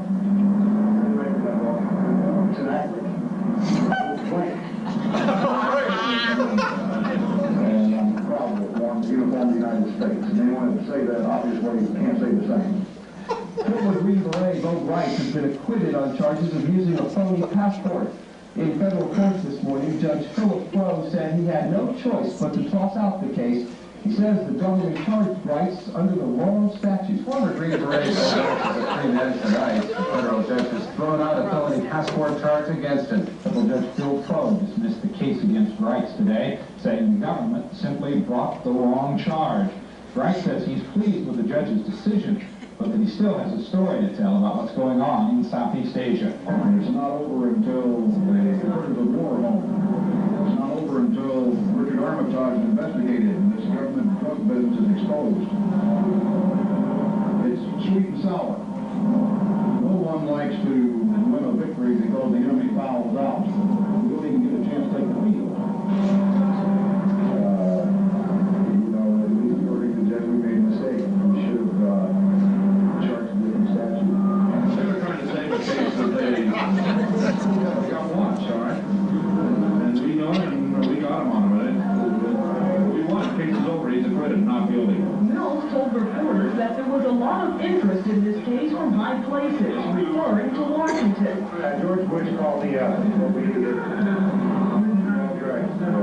No, I'm saying George Bush called me up and told me to get gold right. George Bush called me up and told me to get gold right. No, I'm saying George Bush called me up and told me to get gold right. George Bush called me up and told me to get gold right. No, I'm saying George Bush called me up. Such comments by a United States attorney following nearly 2 years' persecution of Lieutenant Colonel Brights and the expenditure of many thousands of taxpayers' dollars are alarming. If Maddox's statements are true, the implications are profoundly disturbing. As the Iran-Contra scandal continues to unravel, revealing President Bush as more than a willing participant in numerous illegal activities, his direct interference in this case would seem to be a distinct possibility. Such behavior by our chief executive and his legal representative in the state of Nevada compromises our judicial system and violates long-cherished standards of American jurisprudence. The government apparently hasn't given up on trying to convict Bo Brights. A grand jury is now apparently looking at brand new charges. The government is still after Green Beret Colonel James Bo Brights. A federal grand jury has subpoenaed samples of Brights' handwriting. Yesterday, illegal use of passport charges were thrown out against Brights because the government filed the wrong charges. Today, word leaked out that the grand jury had taken up the Bright case again, and that the Brights attorney, Lamont Mills, was hopping mad. It is unethical, it is childish. If that's true, that breaches everything I know about the grand jury process. It shows someone who's embarrassed and humiliated because they did it wrong and their case was thrown out of court. If the man is guilty, let him come in with an indictment and let us go to trial and establish our case. But to release things to the press, when you just started an investigation, violates everything I know about the grand jury process in this country and the Constitution upon which it's founded, and I'm mad. I wish I would have been able to present to the public exactly why they charged me. I was told that I would serve 15 years as a felon. I was promised aggravated charges and hostile witnesses if I did not agree to cover up what I found in Burma in 1986 and 1987. I'm going to be about finding prisoners of war. If they want to prosecute me for that, they're certainly going to have the chance. Can we have the lights, please?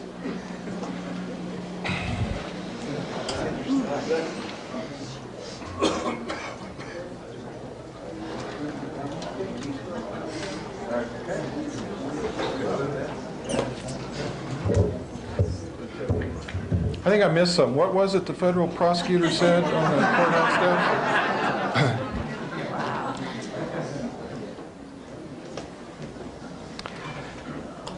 It's important that we covered that segment of this talk because it leads directly into something that I'm going to cover next.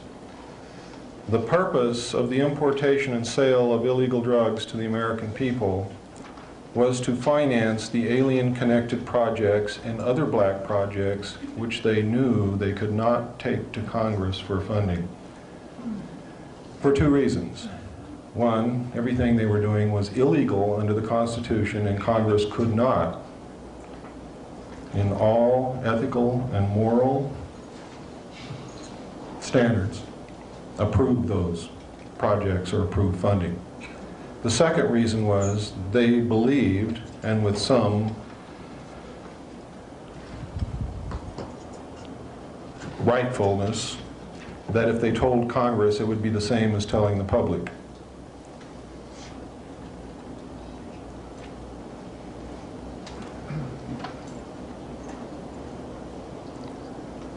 What happened next, a few years later, is of profound significance. It is one of the most heinous crimes that this secret government has ever committed, and ranks, in my estimation, right alongside the sale of drugs to our children. And that is the assassination of the President of the United States. There have been 3 presidents who have left office directly because of action of MJ-12, one of them by murder, assassination, however you want to dub it, it's all the same thing. President John F. Kennedy found out somehow that the CIA was behind the drug smuggling and the sale of drugs to the American people. And if you'll remember correctly, that was the years that the hippie movement began and the flower children began to come out. And they were looking for answers because they were disillusioned. And one of the answers where they found solace was drugs. And President Kennedy was a very idealistic man. I think when he took the presidency, he fully intended to play the game until he discovered the weight of the position and the importance of the position and the trust that the American people placed in the president. And I sincerely believe that he and his brother sat down and decided that that was going to be the first honest presidency. They attempted to get rid of corporate crime, organized crime. He attempted to do things right. He was idealistic. He was charismatic. The people followed him. They loved him. We still love him. What happened to him was a terrible blow. I was sitting in a barracks. I had what you call the watch. And part of the watch was so boring that I was actually watching television. And what I was watching was the Kennedy motorcade in Dallas, and I was on an Air Force base called Shepherd Air Force Base in Wichita Falls, Texas. And what I saw was a man whom I believed in with all my heart, struck down in the street by a hail of bullets in a most undignified manner. And I cried, and I'm not ashamed to admit it. The tears came out of my eyes and I couldn't stop them. And I felt a great emptiness in my chest, and I knew at that moment that the world had changed and would never again be the same for me. And it never has. But I didn't know then what I was to learn later. What I was to learn later is I read in documents prepared by the Office of Naval Intelligence, and how did they know? Because they had a part in it. President Kennedy was ordered to be assassinated by MJ-12 because he had discovered that the CIA was importing and selling drugs to our children, and he ordered them to stop it. And he told them, if you don't stop it, you're going to be sorry, because I'll stop it and you'll all pay the price. Well, they didn't like that, and they knew they would lose a lot of money. They knew they would not be able to accomplish their objectives. The second thing he told them is, I want you to implement a plan to reveal the presence of aliens on this earth to the American people within the following year. They didn't like that either, and they thought it was premature. They had already done a study which indicated that the American people would panic, that the panic would lead into anarchy, which would cause the collapse of the government, that our religious structure would collapse, that a large segment of the people would begin worshiping the aliens. that our economy would collapse, the stock market would collapse. They had doom and gloom and dark clouds for everything. I don't believe that will happen. And it certainly, in my estimation, did not justify the murder of the President of the United States. The murder was carried out in Dallas by teams which consisted of the United States Navy, which was to take care of the body, make sure that the autopsy was done in a manner that would not disclose the true facts. The body was kept under surveillance and custody of the United States Navy the whole time, was taken to a naval hospital. Most of these people involved were attached to naval intelligence. It involved Division 5 of the FBI, who was training people, assassination teams, to go into Cuba and assassinate Fidel Castro. It involved the Secret Service and the CIA.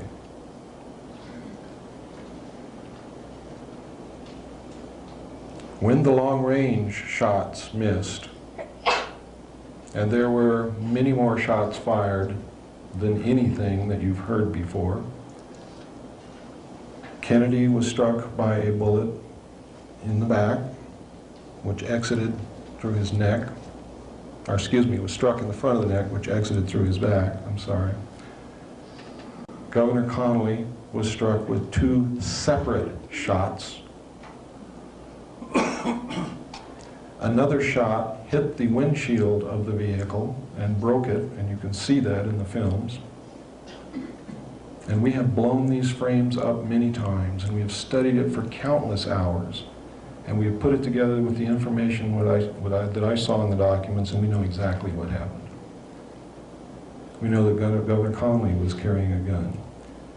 And when he was hit, he started yelling, "Oh my God, they're going to kill us all." And as he turned around in the blow-ups, you can clearly see him reach into his jacket and begin to take out a pistol. And then you lose sight of what happens with that pistol. It may have been the shot from his gun that hit the window, but we don't know that for sure. We do know that the passenger, Secret Service agent by the name of Kellerman, I call him Killerman, during the motorcade, when you blow the frames up, you can see him watching Kennedy through his rearview mirror on the right hand outside of the car. You can see it clearly. He's sitting there and his eyes are watching Kennedy in that rearview mirror the whole time. When Kennedy is struck in the throat, he watches for a few more seconds, then he turns around, he verifies it, he turns back to the front, he passes something to the driver, who is William Greer. They seem to converse for a second. He then goes back to his position. William Greer then glances. Then Kellerman leans over, takes the wheel. William Greer pulls, with his left hand, pulls up, and you can see it clearly. He pulls up a pistol, turns, and over his right shoulder shoots Kennedy directly in the head. Kennedy's head then snaps backward. Jacqueline Kennedy looks at her husband. You can see her eyes go from her husband and look directly at William Greer, and then she attempts to get out of the car. She is afraid. Throughout all my combat experience, that is exactly what you do. You run away from the fire, not into it. What you see in the John Wayne movies is BS. I never saw one soldier ever run into a machine gun. You run away from the machine gun, and then you figure out how to get that machine gun nest. You don't just run up there and die. That's for the Marines.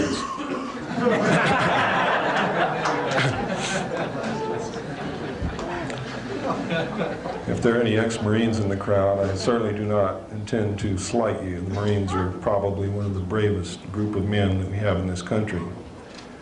However, how they ever get the courage to get out of a small boat and run up on a beach and die so that someone else can run up behind them and lay down and use that body for cover, I will never, never know. But they do it, and that's to their credit, because we wouldn't be free if they didn't. But anyway, that's what prompted that remark. I've seen this happen, and it amazes me.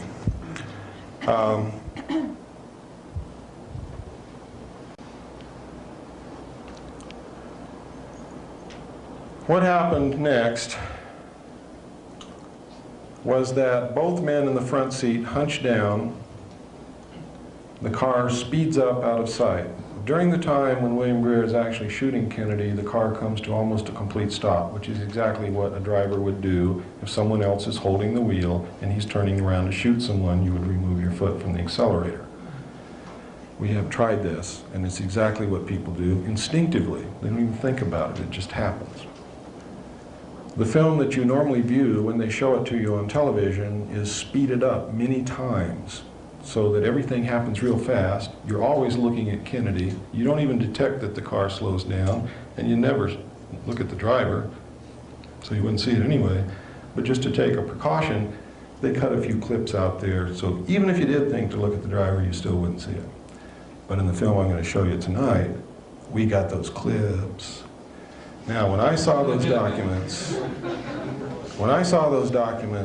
it said in the documents that the act was plainly visible in the film that was withheld from the public. Not too long ago, on the Ted Koppel late night thing, I forget what you call that. What's it called? Nightline, that's right. Ted Koppel, in answer to all the controversy, the new controversy about Kennedy's death, assassination, said, oh, but there was only one film taken in Dallas. He lied because he knew that there were three. Everyone knows that there is three. There's three in the Warren Commission report. He intentionally lied, knowing that most of the American people will take his word for it without even checking, and if they thought it was three before, will think they were mistaken, not Ted Koppel. Ted Koppel is a member of the Council on Foreign Relations. Stop listening to the nightly news.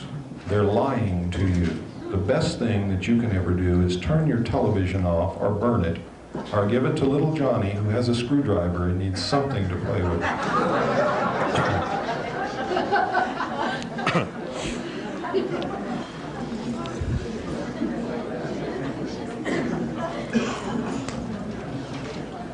What happened next is they took the body to Parkland Hospital in Dallas. It was illegal to remove the body. No autopsy was taken there. The doctors were ordered by the FBI and were actually interfered with. They were told not to attempt to determine the path of the projectiles through the body. They were told to get the body ready for shipment as quickly as possible when it was determined that they could not save Kennedy's life. There was no investigation done in Dallas at all. The doctors did draw sketches of what they saw, and they did make reports of what they saw immediately following and during the incident. Now, if you understand the human mind and you understand the way the legal process works, those reports are legal documents and should stand up in any court of law or any investigation, because they were done at the scene by professionals who were qualified to make those determinations. Photographs were even taken, but the photographs taken at Parkland Hospital disappeared, so that there was only the doctor's reports and the drawings left. The body left Parkland Hospital in an ornate bronze casket, was taken to Washington, D.C. Somehow the body got out of that casket on the aircraft, and we know exactly how it was done. When Jacqueline Kennedy was taken forward to participate in the swearing-in ceremony of Lyndon Baines Johnson, the Naval Intelligence officers removed Kennedy's body from the bronze casket, passed it down into the baggage compartment, where it stayed like a sack of potatoes until they landed in Washington, D.C. When they landed in Washington, D.C., we have tracked down someone who was on the other side of the plane who also took a film. a film of a military helicopter, a naval helicopter to be exact, or I should say a Marine helicopter, but that's part of the Navy, landed on that side of the plane near the galley door, and something was taken out of the plane and put in that helicopter, which we now know was Kennedy's body. It was flown to Bethesda Naval Hospital, and it arrived there a full 30 minutes before the casket which left Parkland Hospital arrived there. President Kennedy's brain was removed, and another brain that was undamaged was substituted in its place. Why? Because if they had performed an autopsy on the brain that was really actually President Kennedy's brain, they would have found that he was hit from the front, that it was an exploding pellet and not a bullet, and they would have found fragments of that pellet, and they would have found large amounts of toxic shellfish poison in the brain, which was exploded into the brain when this pellet did its thing. And it would have said, CIA, CIA, CIA, CIA, because the CIA had that type of weapon at that time, and it was well known. When they finished doing that, they surgically repaired the wounds to make it look like he was hit from behind, and then they took photographs of these repairs. Then they took the body in to be autopsied as if it had come out of the Bronx casket. They also altered the throat wound. We know this. Kennedy's brain was taken out of the room where all this occurred on a gurney, covered with a cloth, and when people asked what that was being wheeled down the hall and the gurney covered with the cloths, because everybody wanted to know what the hell was going on, they were told that a woman had delivered a stillborn baby, and that was the stillborn baby. It was not, it was Kennedy's brain. Checking the records and doing thorough research, we have found out that there was no stillborn baby in Bethesda Naval Hospital on that day, or the day before, or the day after. Witnesses asked what the other casket was doing in the room. They were told that an Army colonel had died and the casket was prepared for him because he had died that day and the family had requested a quick burial. Checking the records, an Army colonel had not died in that hospital. In fact, no one had died in that hospital that day, and an Army colonel had not died in that hospital for some time.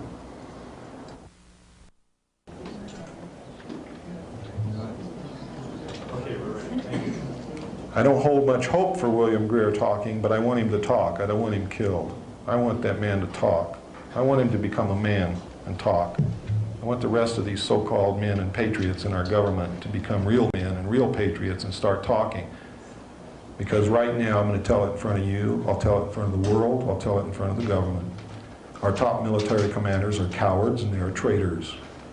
The men who represent us are cowards and traitors, and they're all afraid to talk. They're scared to death to talk. They'll let the country go down the tubes before they'll stand up and do what a man should do. And what our history demands that any man who calls himself a patriot do.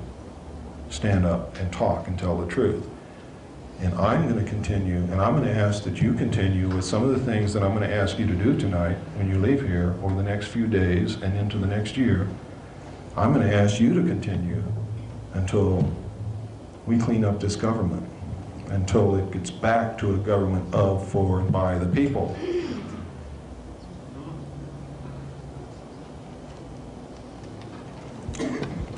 Now I'm going to show you the Kennedy assassination tape, and I want you to watch it very closely. And if you can't see it, we'll run it again.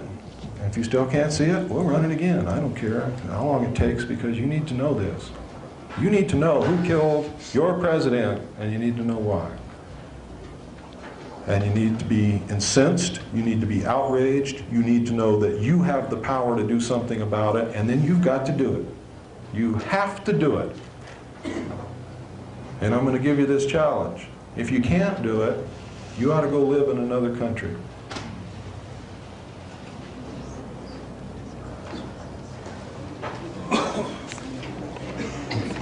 me see here.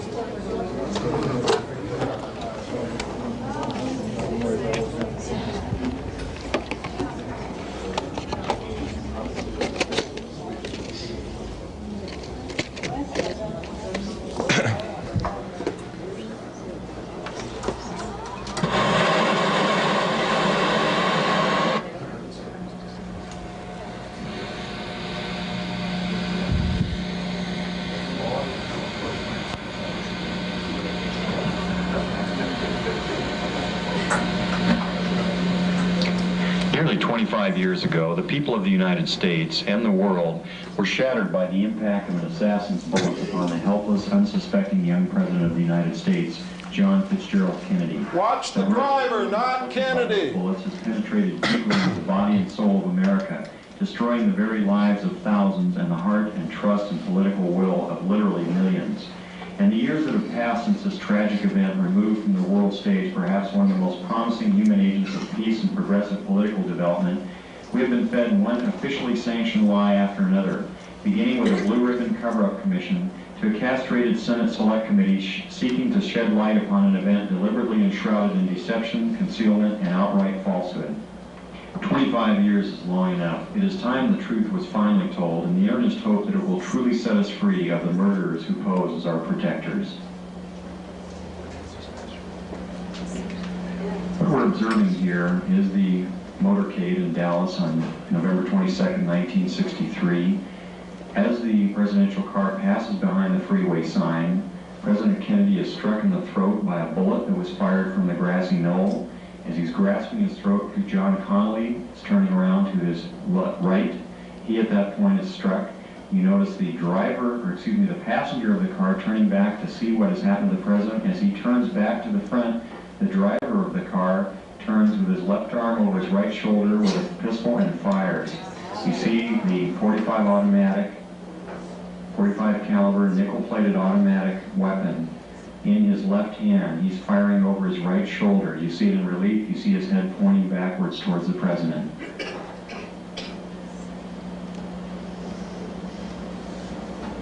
In this enhanced close-up, watch her eyes. She looks right at Greer. Of the bullet upon the president. The force of the shot drives him violently backward against the back of the seat. You see Miss Kennedy react in horror. The ugly gaping wound, which is evident here, according to many observers at the scene, was actually created on the print. This was not the actual nature of the wound. But you notice that Mrs. Kennedy wasted no time in trying to exit the vehicle because she clearly was able to determine exactly where that shot had originated. And it was her personal bodyguard, Clint Hill, another Secret Service agent, who attempted to keep her in. What the arrow is indicating here is what appears to be the outline of a man, a hat, and his rifle. The arrow is pointing to the rifle barrel of the man in the bushes who possibly was the rifleman on the grassy knoll who fired that shot. Another view taken by another photographer. Again, you see Mrs. Kennedy trying to exit the vehicle from behind, being pushed back in by her bodyguard. A number of witnesses on the scene rushing towards the vehicle.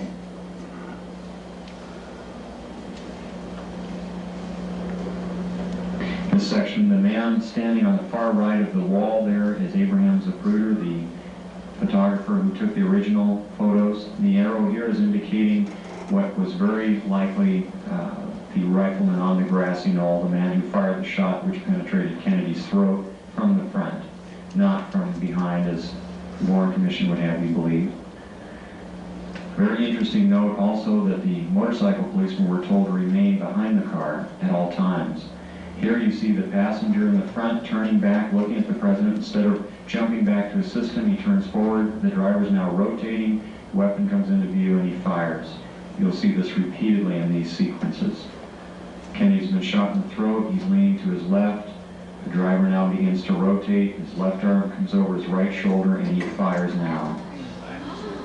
Again, you see the driver rotate, you see the weapon coming into view. He's rotating again, the weapon is in view, he fires. You can clearly see his head turning and then his arm and the weapon extending into view over his right shoulder. Many of the witnesses indicated that the car slowed almost to a virtual halt at about this point. And here in the normal version, you see how much more quickly to speed it up. It's much harder to determine. Many of the people who asked the question, why Jackie Kennedy?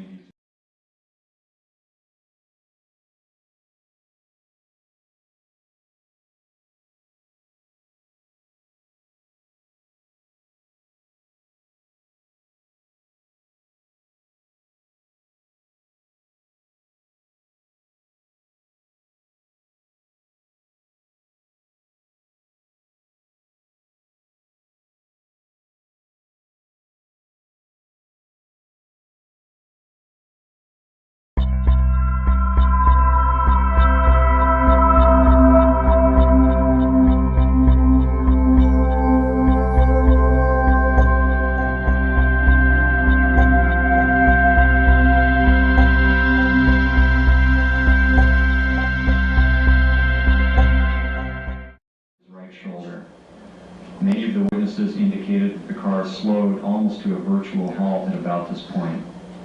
And here in the normal version, you see how much more quickly to speed it up. It's much harder to determine. Many of the people who asked the question, why Jackie Kennedy did not report this, it should be fairly evident that she wasted no time in getting away from the attacker. Lights, please. Did everybody see it? Okay, those of you who did not see it, please come up to the front, and would some of you in the front not see it? Okay, good.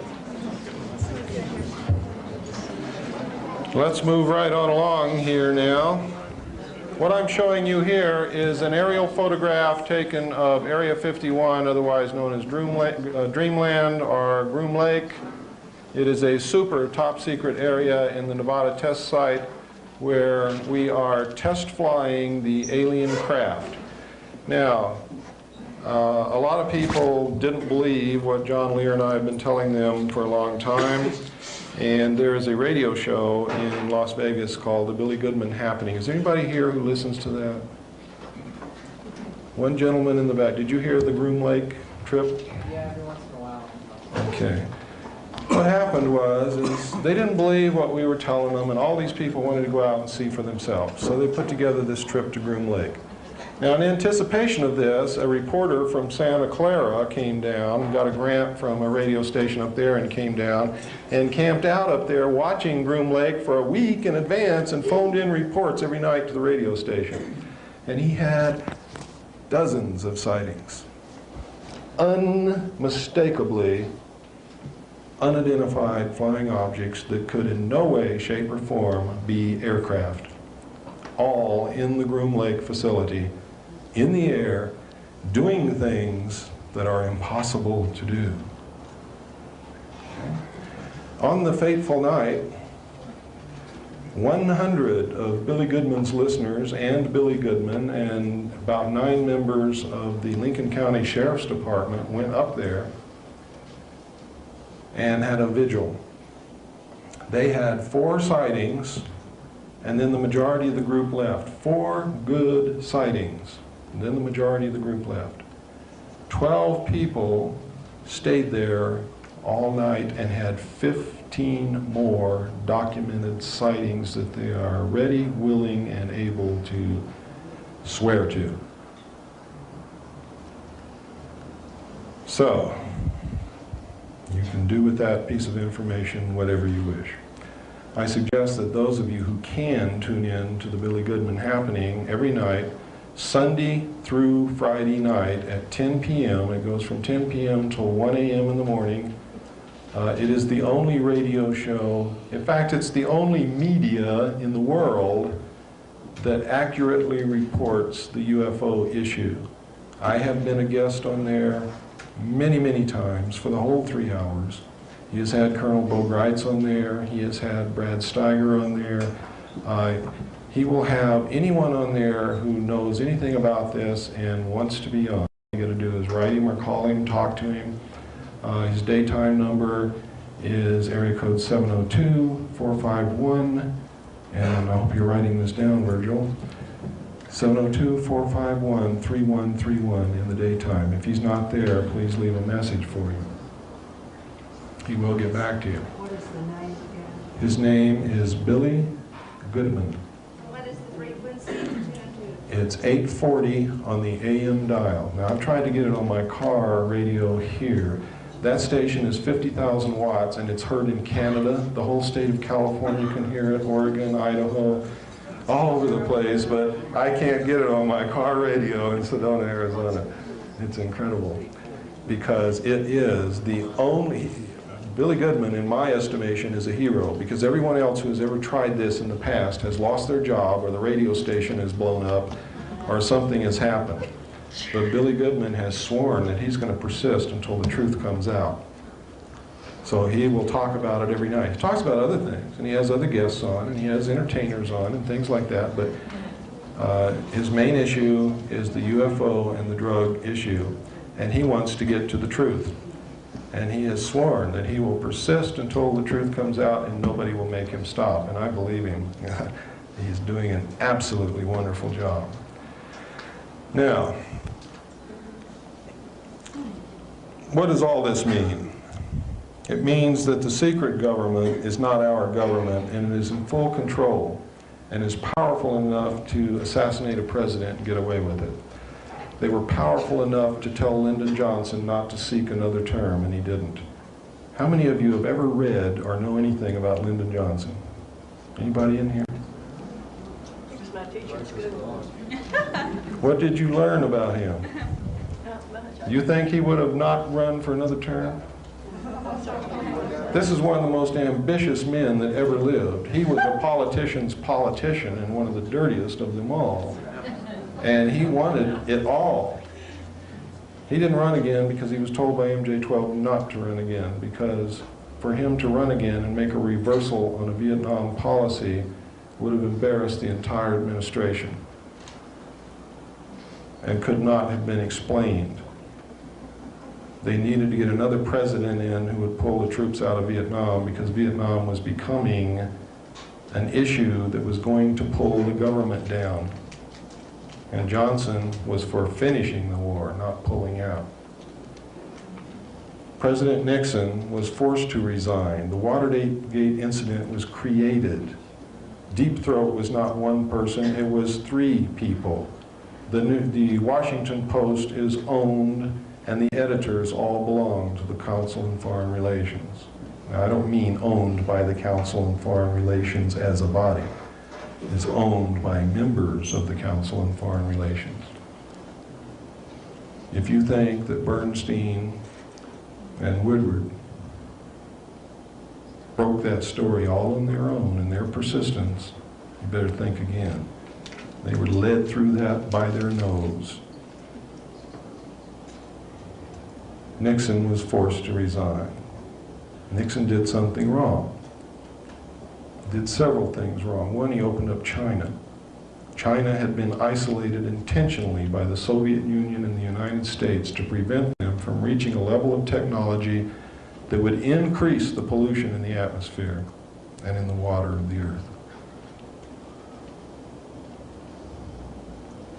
He did some other things, too, that they weren't too fond of.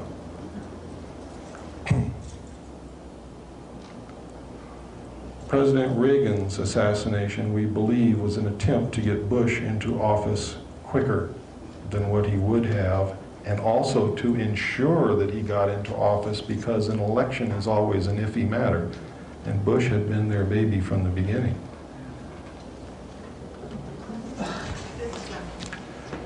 What can we do about this? Let me tell you what we can do about it. I think we misunderstood something. What? Did you say Reagan's assassination? No, attempted assassination. Reagan, the attempted assassination on Reagan. Well, we might have missed something. I mean, he really wasn't alive for the last couple of years, was he?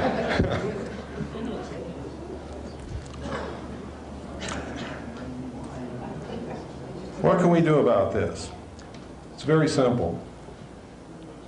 This secret government may have control of the executive branch, but I guarantee you, ladies and gentlemen, you have control of the Congress, the senators and the House of Representatives, because you're the ones who elect them, and you're the ones who can unelect them. You can impeach them. You can investigate their background and dig up all the dirt that lies behind every single human being that ever lived. And if you think that's not true, I'll prove it to you. I'll never tell anybody what I find, but I'll dig in your background and find something that would really embarrass you on the front pages of the papers. Because none of us are really without sin.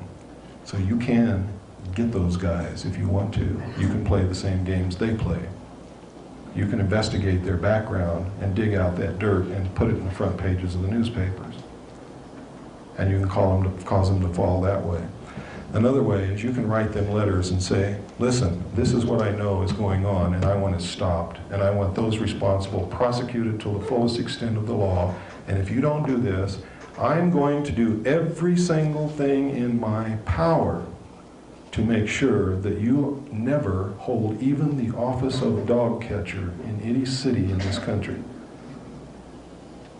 Now you do have power, and you have friends that you can influence, and you can talk to groups as I am talking to groups, and we will furnish you information if you need it to do that. But this needs to be done. It must be done if you are to keep your freedoms, because they are going to take them away from you, and I guarantee you that. When the members of the Congress began getting these letters, they're going to get worried because that's their future. You're talking about their paycheck. You're talking about their life. You're talking about the security of their family. Now you're hitting them in the gut. Really in the gut. Then you have to follow through with it. You have to start putting pressure on them. You have to follow those letters up with phone calls, and you have to get your friends to write letters and your friends to call. And believe me, ladies and gentlemen, if we start now, and if you, each one of you, can influence just 5 friends to do the same, and they can influence 5 friends to do the same, we can have those crooks on the carpet in front of Congress by the end of November. We can do that. You can do that. Now, this is not the time to be afraid that if you do it, you're going to get on somebody's list. You're already on their list. And you're not worth a barnyard chicken to them. You're already on their list. They don't care about you. They don't care about any of us. They will tolerate us as long as we are useful, and that is as far as they will tolerate us. When this one world economic organization comes into power, your Bill of Rights is going to be flushed right down the toilet. And if there's anybody in here who's working for the government and came to find out what I'm going to say today, I want to tell you that those are your rights also. And you're on the wrong side. And they will do to you just exactly what they did to Ollie North, and Haldeman, and Colson, and Dean, and anybody else who was loyal to them, but became expendable to save themselves, because that's all they care about is themselves. Don't misplace your loyalty. Your loyalty belongs with the Constitution of the United States and nowhere else. It does not belong with me. I'm just marching into battle with you. Maybe right now I'm a little out in front, but believe me, when you start reading on your own and researching and looking into this, you'll run up here with me. I know you will. I have great faith in you. Americans have always been there when it counted. And if I didn't believe that in the bottom of my heart, I would not be up here doing this, because this is suicide without you. But I know you're going to be there. There's a lot of things you can do. You can research, you can write books, as Mr. DeMar has done. You can help in many ways. One of the ways that you can help is start teaching our children what the Constitution is, because they don't even know. And you know something? I'm not going to do it because I don't want to embarrass you, but you don't know either. Most of you in this room can't even tell me hardly anything about what the Constitution says, and you know it. That is the United States. It is our freedom. It is everything that we stand for. It is the only thing on earth worth protecting besides our family and our loved ones. There is nothing else to fight for. There is nothing else that has ever given anybody the freedoms and the chance and the opportunities that our Constitution gives us. And we must never lose sight of that. The Constitution has been taken out of the school books intentionally, ladies and gentlemen. The Rockefeller family owns most of the teaching colleges. Did you know that? They also own most of the textbook publishing companies. Did you know that? Did you know that the Federal Reserve is not an agency or a branch of the United States government, and our money is nothing but worthless printed paper? Did you know that when you pay your income taxes, you pay them to the IRS, which also is not an agency or a branch of the United States government? It is an agency of the Federal Reserve. It is the collection bureau to repay our national debt to those whom we borrowed it from. When you get your refund check, it does not come from the money you paid in. The money you paid in to income tax goes to the Federal Reserve to pay off the national debt. The United States government, to give you your refunds, has to borrow again from the Federal Reserve to give you your refunds, and we go more into debt. And did you know that if we started printing $100 bills right now with all the money printing presses that we have at our disposal and printed money 24 hours a day, every day, forever, we could never pay off the national debt because we cannot print the money fast enough to even catch up with the interest on the unprinted amount. Our children and our grandchildren and their grandchildren and their grandchildren and their grandchildren and their grandchildren have been bought and paid for and are in debt forever. And our nation is owned by the European banking interest who own the majority of the stock in the Federal Reserve. We have been asleep at the wheel, and we are teetering now on the brink of a cliff. And one wrong move, we will go over that brink. But if we very carefully get out of this car and pull it back away from the edge of the cliff and get it back on a straight course to our destination, the true destination that we should be headed for, which is peace and posterity and safety and security and love and happiness, then we can survive. But as I said before, I cannot do it for you. I will march as far as I can until they strike me down. You've got to catch up with me. You've got to be with me, all of you, every one of you. If you go home and sit and think the rest of it will do it for you, then there may be somebody else sitting, thinking the same thing, and somebody else, and somebody else. And we might end up with everybody thinking that somebody else is going to do it for them. It's too late. It's too late. The Constitution of the United States and our freedom have never, ever been in greater danger than they are right now. We have never been at war with Russia. Russia is not our enemy. Russia has been our ally since the end of World War II, and I'm going to prove it to you right now. I'm going to show you a video that appeared on 60 Minutes last Sunday. And what did it say? How many of you have been reading in the papers that many of our generals and admirals and the chairman of the Joint Chiefs of Staff of both countries have been going back and forth? Do you know what they're doing? Have you been watching what else has been happening in the world? They're taking inventory of the combined arsenals and getting ready to merge the two largest armies, navies, and air forces in the world to make this world government. On the target date is 1992. The general says it to Mike Wallace right in the film that they have never considered the United States to be their enemy. And you might think it's propaganda. He was telling the truth. The reason for the guise of antagonism between the two countries for all these years has been to hide the fact and take the public's eye off of what was really going on. And the reason that they kept such large standing armies was, one, to fund large sums of money that they needed besides the dope money and everything else into these black projects, and to keep these large standing armies, navies, and air forces in case the Earth was invaded from outer space.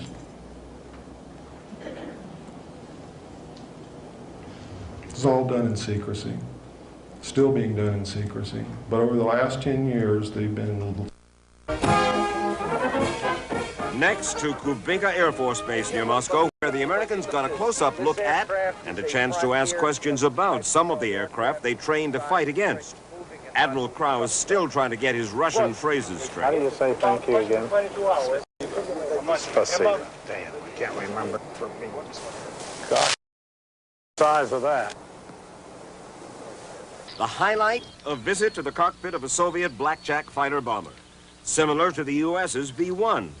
We listened over a wireless microphone the Soviets knew the Admiral was wearing as he and Air Force General Monroe Hatch asked questions. And, what's the top speed? Какая максимальная скорость полета? 2M. 2M. 2 Mach? 2M. And do you practice refueling with this? Заправку в воздухе практикуете на этом самолете? Нет. No. No. What do you think, Monroe? It's impressive. How many cruise missiles does it carry? 12 крылатых ракет. 12 welcomes. 12. But lately, the Soviets claim to have undergone a major change in their military strategy, from emphasizing offense to defense. And they asked how could their blackjack bomber be an offensive threat with a range of only 2,200 kilometers, barely over 1,300 miles. What kind of targets, then, are we going to use this plane? Within the range of 2,200 kilometers. So I have a map.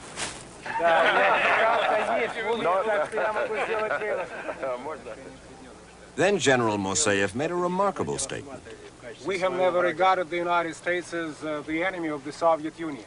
And we do not regard any possible scenario which would involve unleashing a conventional warfare or nuclear warfare, the most so against the United States. You and I are literally members of a transitional generation, tasked at this moment to re-examine the way our two societies have thought. Telling you the truth. How many of you saw the end of the Olympic Games in Los Angeles? Anybody? Anybody see it on TV or videotape or on the news?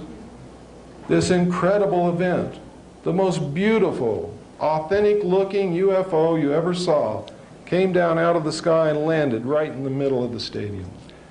It was awe-inspiring. It was beautiful. The crowd went wild. It was shining down the blue beams of light exactly as the abductees described them. It was an exact copy of the real thing.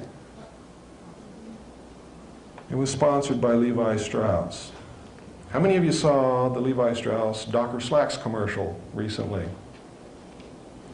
Where the guy runs in and says, "Hey, guess what, gang?" He's got on Docker Slacks. "America is hosting EBs." And the guy says, "EBs? What's EBs?"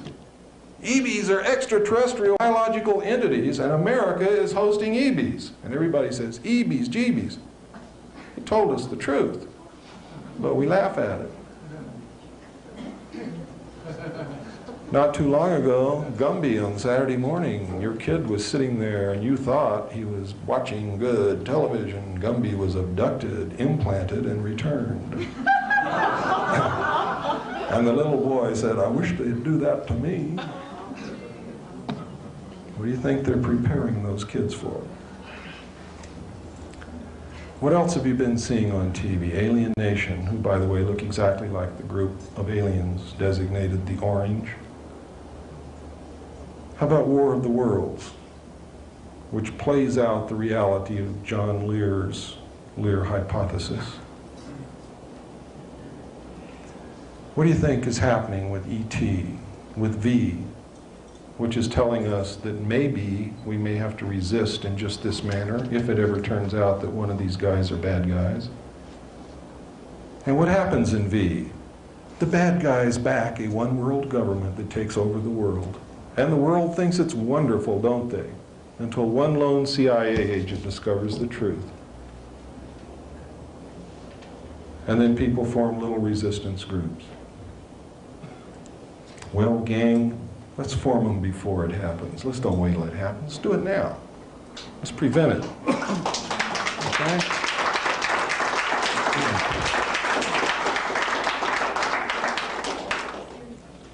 Thank you. There is a lot of supporting evidence that's out there. There are a lot of books. I suggest you read Whitley Strieber's book, Communion. I suggest you read his book, Transformation. I suggest you read his recent novel, Majesty. And I suggest you understand that the incident in there that he is describing is true, but understand that the formations in the government and the code words he's using are a part of a contingency plan called Majestic, and that he got the information from the research team of Moore, Chandray, and Friedman. Moore has stood up in front of the MUFON Symposium in Las Vegas on July the 1st, 1989, and admitted that he was working for the United States government, that he had been recruited, that he was putting out disinformation to researchers to keep them from finding out the truth, that he participated in the TV show UFO Cover-Up Live, and at least 50% of it was disinformation. About 50% of it was true. Etc., etc., etc. Anything you see that says Majestic is disinformation and it is a lie. The true name is Majority. Majority 12, Operation Majority. There is an agency called the Majority Agency for Joint Intelligence. Let me see if I got any other goodies to show you, and then I'll say a few final words to wrap it up. I think I do have some things that you might like to see.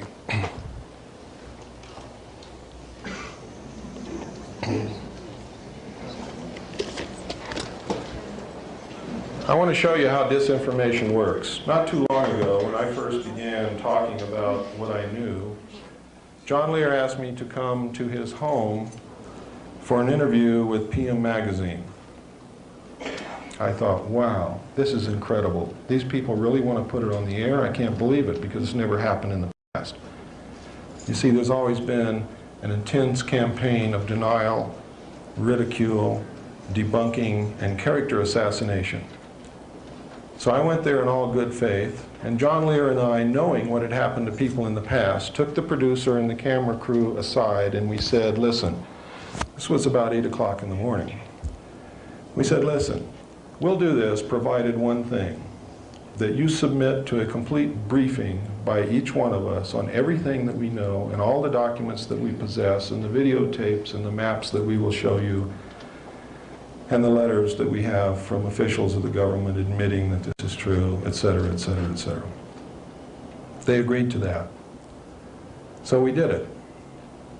We briefed them for approximately 8 solid hours with no breaks. When we were through, they were convinced. You see, because we presented the information to them without all the other comments like I'm making tonight, and for 8 solid hours of evidence, not talk, evidence, things that you can see and cannot doubt. And then they spent 4 hours filming us, John Lear and I, and we told them literally everything we knew. And this was for a 30-minute program, and she said, boy, this is going to be the greatest show in the history of television. And John said, you'll never get it on the air. And she says, they've never censored anything that I've ever produced, and everything I've produced they put on the air exactly like I've edited it. And I said, well, I've got to agree with John. I really don't believe it'll air. Well, it aired. And what I'm going to show you is the results of what I have just told you. This is what aired, and I want you to watch it. And then you'll go back to your television set with a different kind of a viewpoint and a different knowledge, I hope.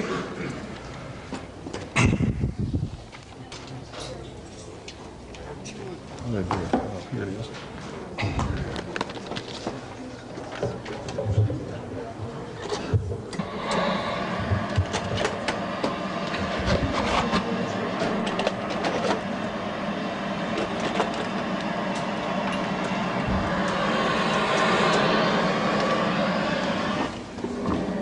For years now, there has been a small but very vocal minority in this country who make the claim that we have been visited on a regular basis by extraterrestrials. Now, generally, they are dismissed as cranks or crackpots by most of us, but they persist in their belief that the aliens are with us.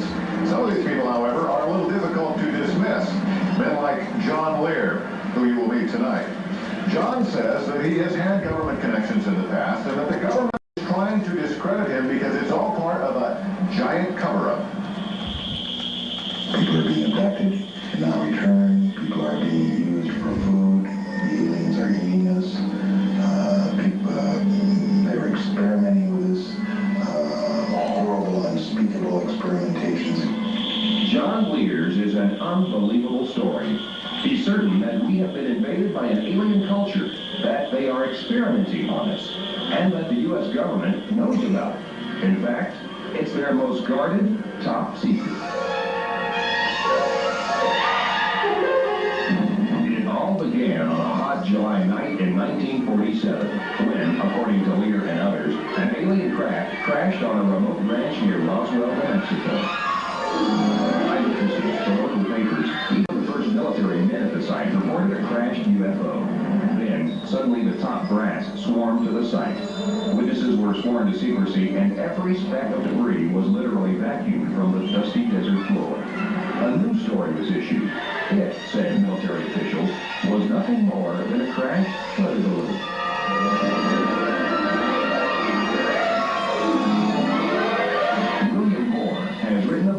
On the Roswell incident.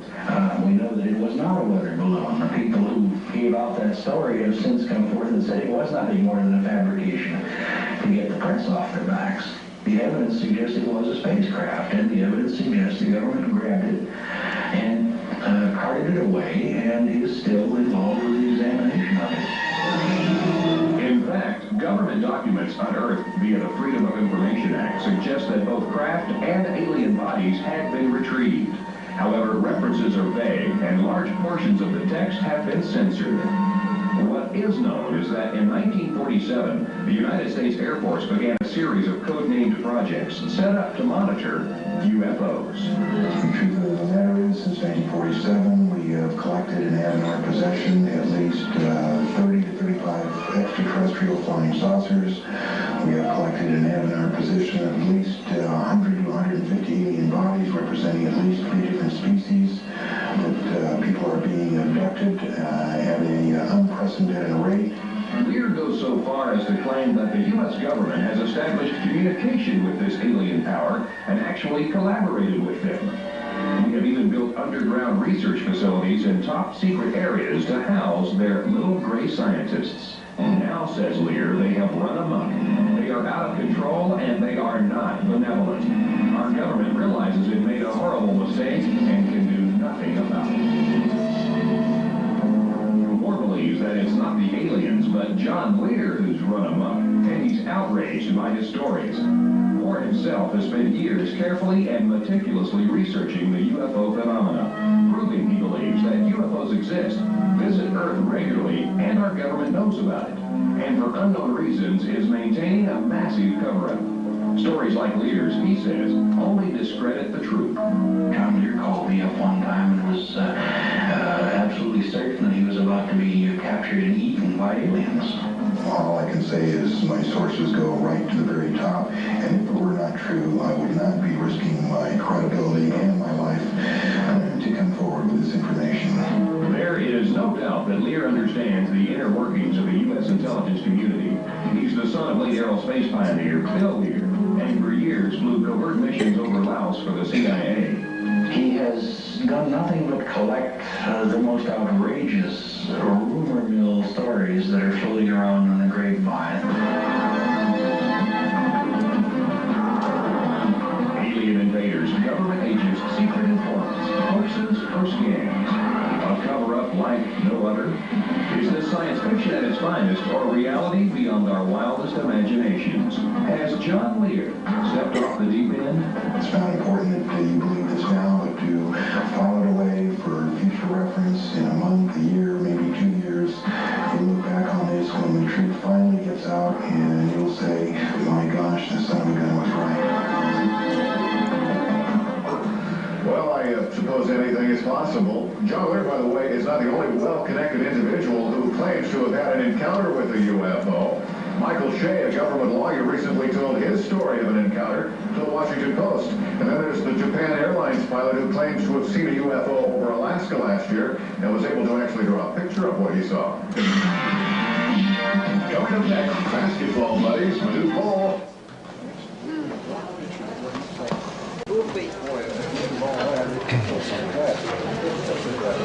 Now, the reason you only saw John Lear and not me is John Lear got all of his information secondhand from his contacts, where I was a first-hand participatory witness. Therefore, they didn't put me on, but they put John Lear on, and then they put him on in a manner, after spending 12 hours with these people, this is what you saw. And this is how they do things. There is a campaign underway now to discredit Whitley Strieber. I can tell you that Whitley Strieber is writing about what really happened to him. I don't know Whitley Strieber. John Lear doesn't know Whitley Strieber. He's not getting this stuff from us, believe me. I have one other thing that I want to show you, which is about an organization called Yellow Fruit. Does anybody know anything about Yellow Fruit? Okay, let me show you this.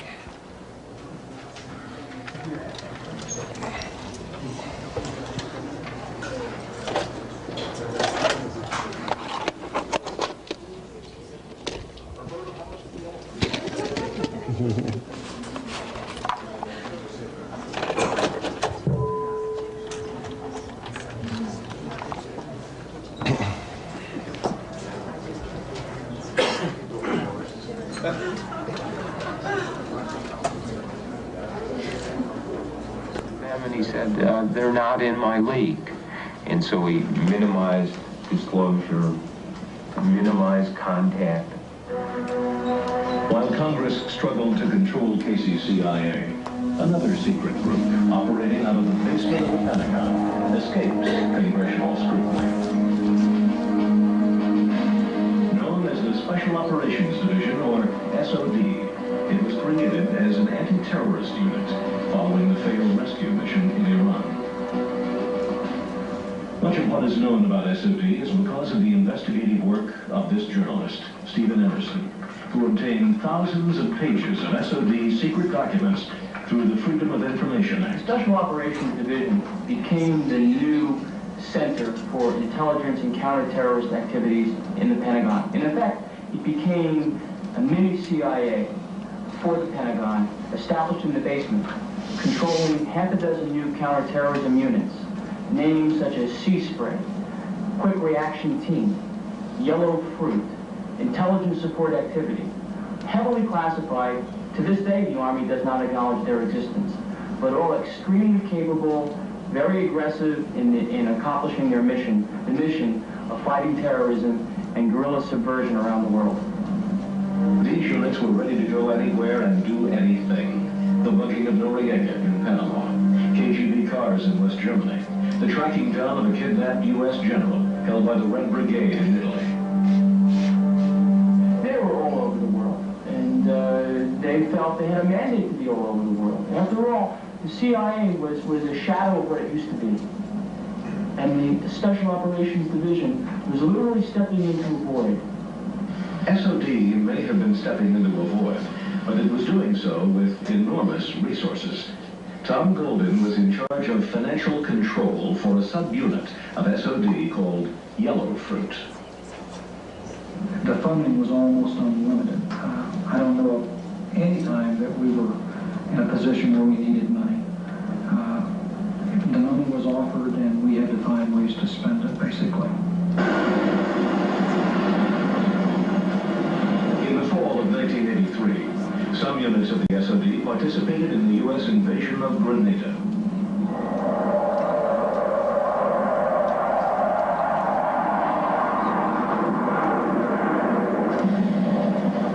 By then, the secret team's existence was known to National Security Council staffer Oliver North. It is believed that North, who worked closely with CIA Director Casey, quickly recognized how useful this super-secret group could be to the CIA in Central America. The SOD, located in the basement of the Pentagon, could be used to circumvent the legislative requirement that all covert operations be reported to Congress. Thus, the SOD could become a convenient vehicle to be used by the agency to conduct operations which it couldn't get approved, or in funding operations for which it had no money, like support for the Contras in Nicaragua. One of the most severe and scandalous projects ever embarked upon in the U.S. military was a project called Yellow Fruit.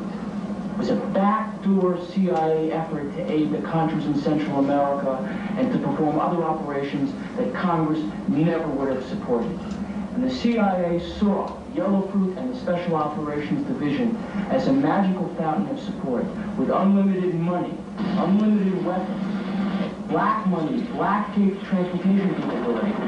Basically, another CIA without any of the reporting or problems that had triggered the problems of the late 1970s. Some of the units actually participated in strafing Nicaraguan targets, bombarding airfields and oil fields in an attempt to disrupt and possibly dislodge the Sandinista regime. But Tom Golden blew the whistle on Operation Yellow Fruit.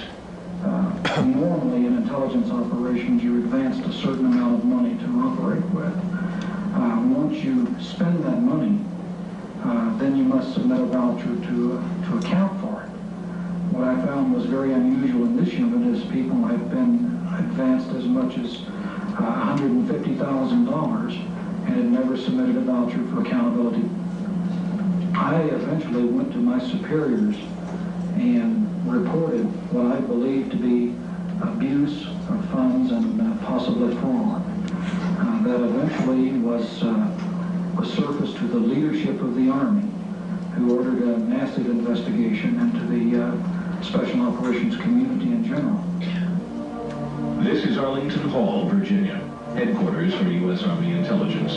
Here, members of the SOD team were court-martialed in a soundproof room. 2 SOD members are now serving prison sentences for financial fraud.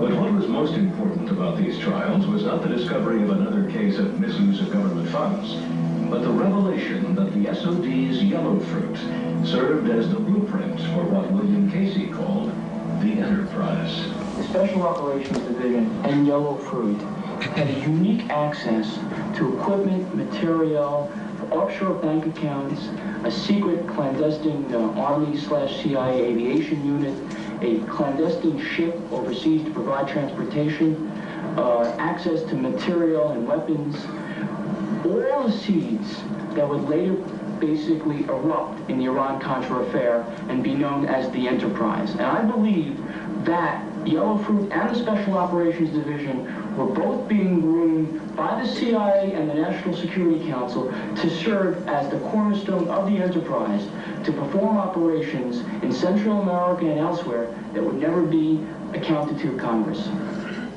Lights, please. Now let me tell you who Yellow Fruit really is.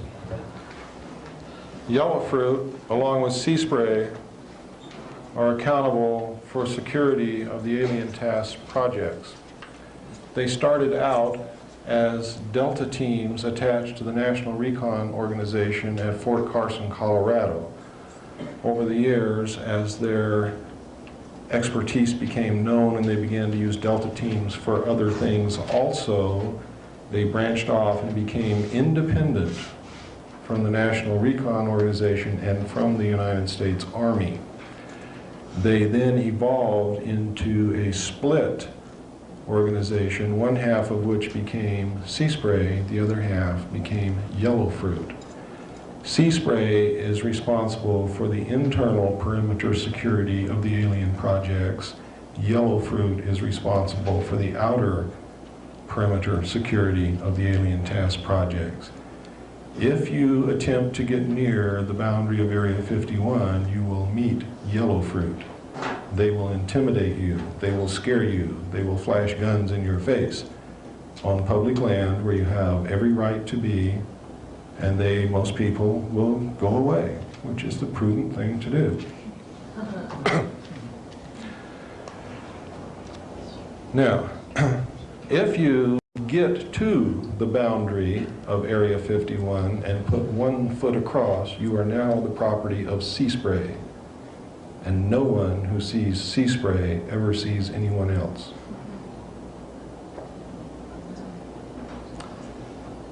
Where do you think they get all this money? From drugs. If you look at all of the things that the secret teams have been doing, look at all of the covert operations that we've been performing, and then look at the budget for these things, and you will see that Congress has not even allotted 10% of the money that would be required to carry out what they have been doing.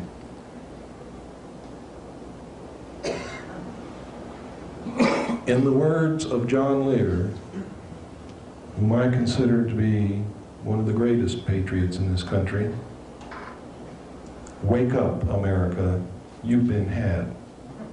Thank you, ladies and gentlemen.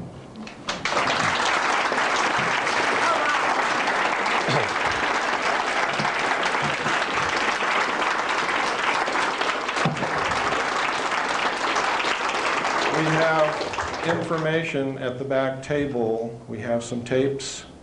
By the way, ladies and gentlemen, this is our only source of income while we continue our research and do this, is the money that we get from people who come to listen to this information, and the money, the sale of materials and tapes.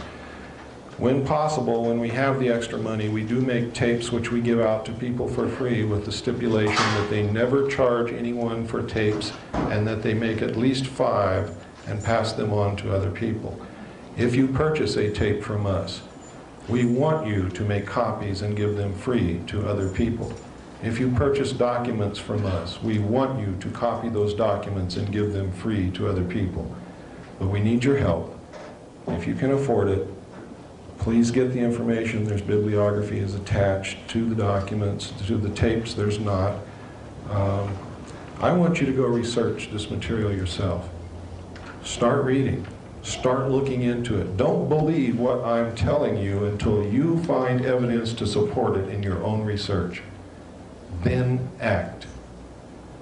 Do we still have some free tapes back there, Stan? There's still some free tapes. I don't know how many. We've given out most of them already. We have 5 left. Okay.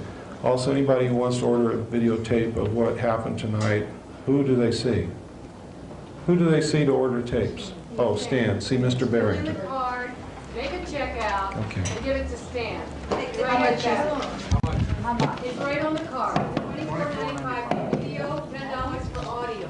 Who do you make the check payable to? William Cooper.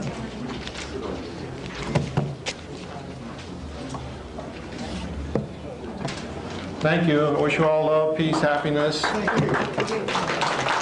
Please be truth seekers. Yes, sir. Now we'll take questions and answers. Yes, sir. Got 3 short. Okay. The Eisenhower Treaty. Oh, well, let me make this one statement first.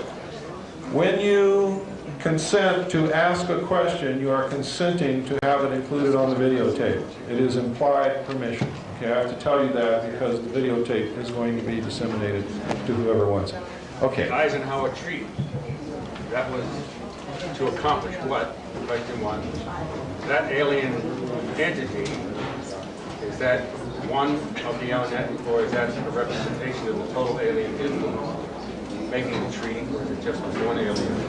Okay, the question, ladies and gentlemen, was... One of the alien projects. He wants to know what the treaty was between Eisenhower and the alien nation that we made the treaty with. Number 2, did the parties to the treaty include just one race, or were they representing all the different races of aliens? And what was the third question? What are the alien projects? What are the alien projects? There's a lot of alien projects. The first question, the terms of the treaty were that we would keep their presence on Earth a secret. We would not interfere in their affairs. They would not interfere in our affairs, and we were particularly interested that they not interfere in anything that would affect our future. We were really interested in that point. Another term of the treaty was that they would furnish us with advanced technology. We would, in turn, allow them to abduct human beings on a limited periodic basis for medical examination and the monitoring of our development only. We have since, over the years, found out that they have gone way beyond that, way beyond it, and are doing, in fact, very terrible things to a select few human beings that are abducted all around the world.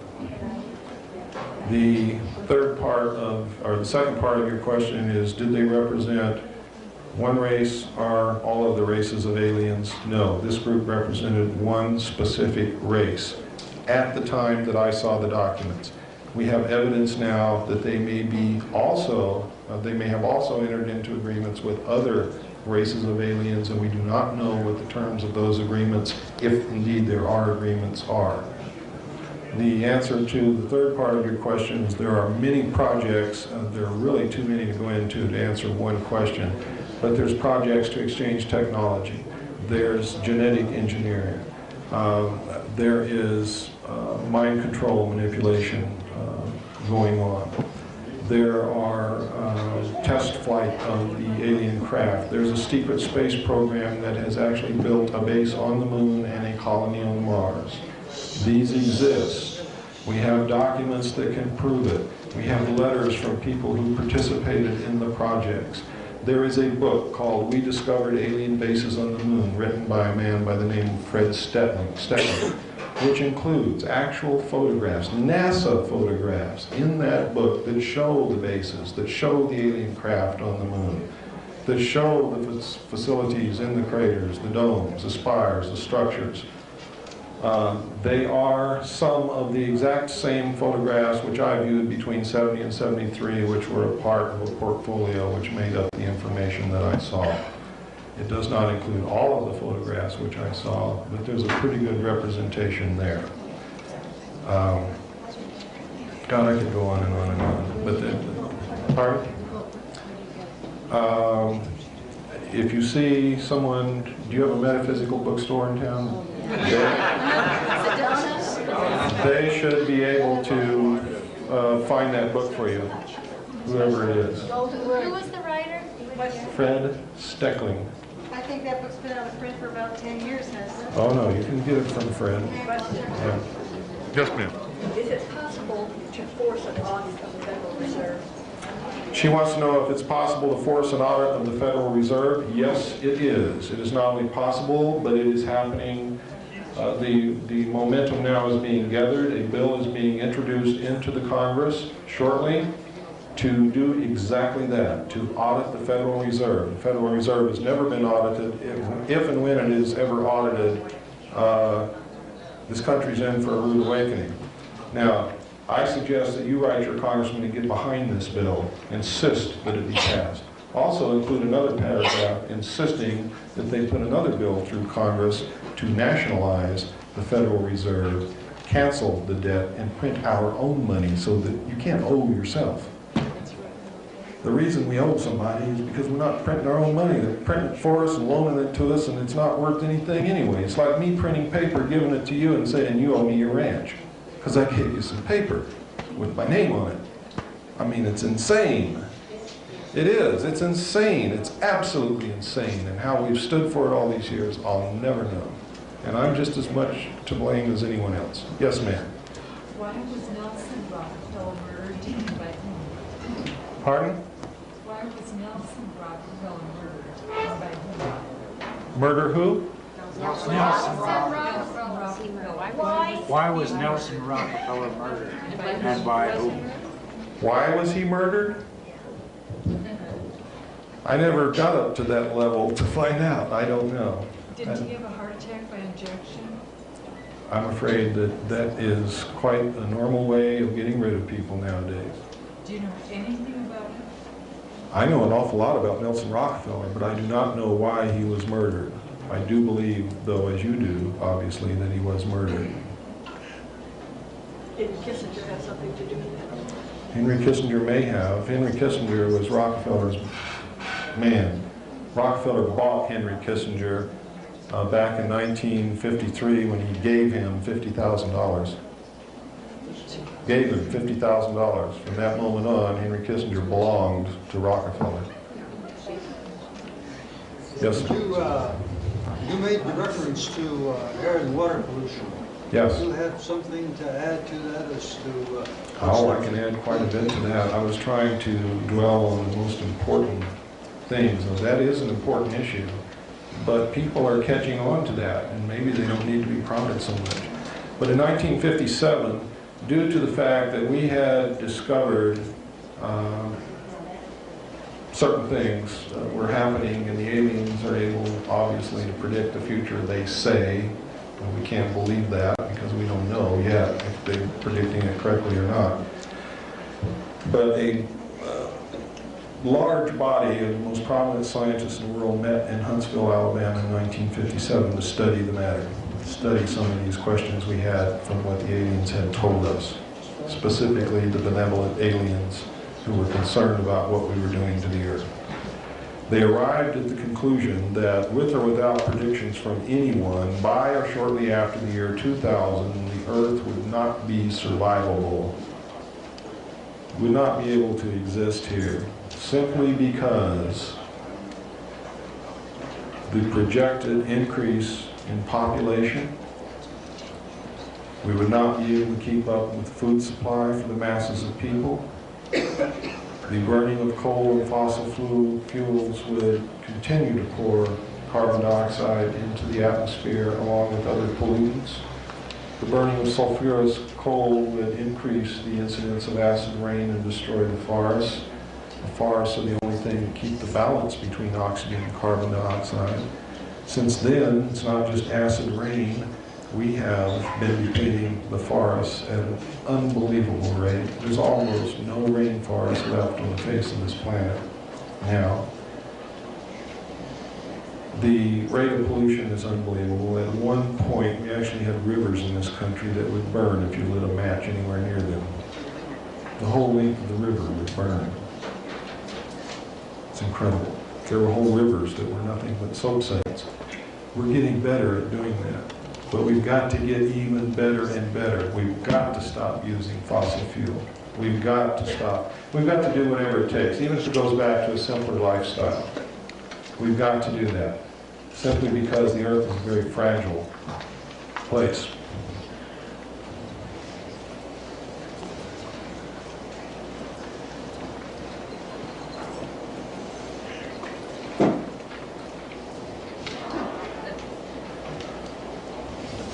Does that answer your question, sir?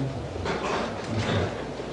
The government, the elite have taken care of their own survival in case the earth does so-called self-destruct. They have places that they can go. Yes, sir. Is the catalytic converter one of the main contributors to acid rain because it puts out sulfur dioxide? Absolutely. Sulfur dioxide is mixed with moisture? Or yes, to get rid of one pollution, they create another one. It's because the only answer is to stop driving cars. That's the truth. And there is a benefit to horses, believe me. Yes, ma'am.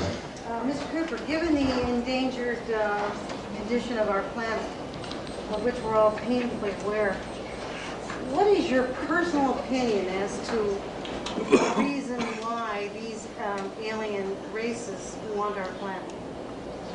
I'm not sure that they want it. There's no evidence that they've attempted to take it from us. I think they want to live here with us. I think there's things here that they want. I think that they find us mystifying in certain ways. There are some aliens who do not have the ability to love or get angry. They don't have emotions.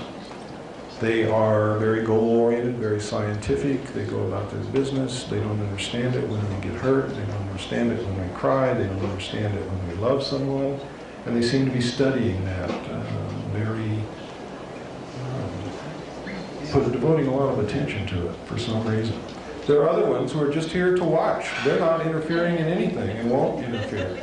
They're just looking. They're just watching. They're just studying. They don't interfere with anybody. They don't bother anybody. There are some here doing, unfortunately, some bad things. Yes, sir, in the back. Yeah, a couple of questions. One might have already been answered, but I'm wondering... Can you speak up, please? How would the aliens fit in with a one-world government? Is there any master plan that they have? And also, do we know really where they came from? We know what they told us. For instance, the group we have the treaty with told us they came from a planet that revolves around a red star in the constellation of Orion, which we call Davidian. Well, wherever they came from before they came from where I'm going to tell you they came from, they really came from the planet Mars, and they may have come from somewhere else before that. But I know for a fact they came here from Mars. From Mars. We have found, ladies and gentlemen, the remains of an ancient civilization on the planet Mars that had at least reached the Bronze Age. And we have found that someone has been living underground on Mars, and I think it's these people who came here from Mars. The Mars phase is not something new. We knew about that on before May the 22nd, 1962. When our first space probe that we sent to Mars landed, before it landed, it had made quite a few revolutions around the planet Mars in the atmosphere. It was a winged probe. It actually landed on the surface of the planet on May the 22nd, 1962. Contrary to what you've been told.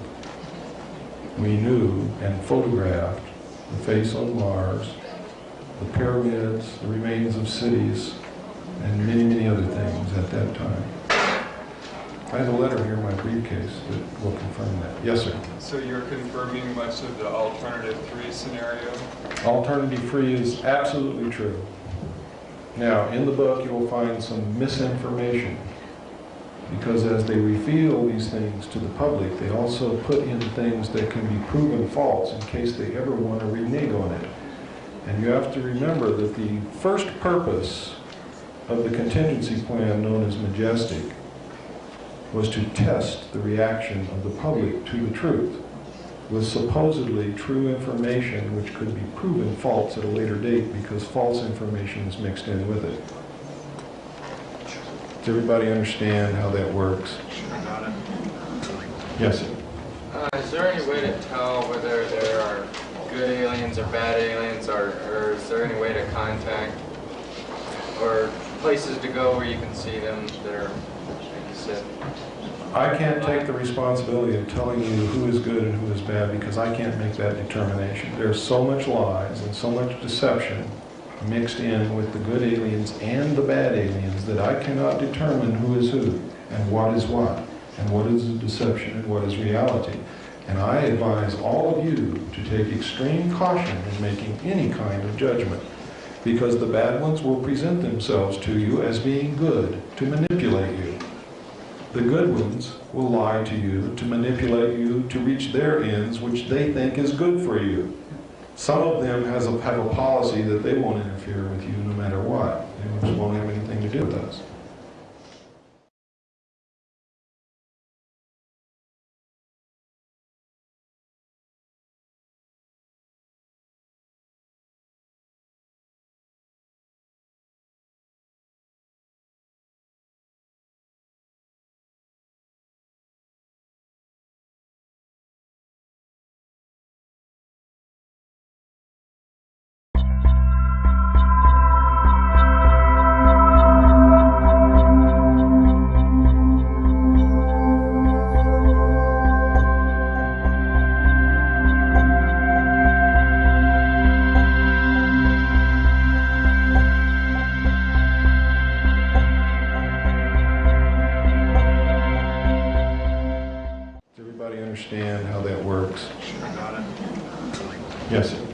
Is there any way to tell whether there are good aliens or bad aliens, or is there any way to contact or places to go where you can see them that are, like you said?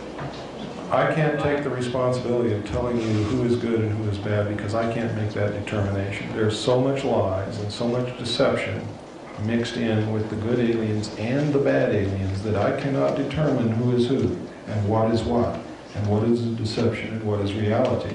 And I advise all of you to take extreme caution in making any kind of judgment, because the bad ones will present themselves to you as being good to manipulate you. The good ones will lie to you to manipulate you to reach their ends, which they think is good for you. Some of them have a policy that they won't interfere with you no matter what. They just won't have anything to do with us. Now, somebody sent up a note, says, I am very concerned about the statement you made that there is deception coming from good and bad. What deception is coming from good ETs? Is this possibly a lack of spiritual understanding on your part? No, it's a part of in-depth investigation and questioning and finding out the truth rather than accepting what I hear and what I see. That is what is the result of. For instance, would you say that the good aliens who led the Jewish tribes out of Egypt were good or bad? Why? Didn't they save them? Didn't they lead them? Didn't they give them food? Didn't they give them water? But they saved them, didn't they? Didn't they save them? Wouldn't you say that was a good act? But how did they accomplish it? They deceived them. They said that they were God.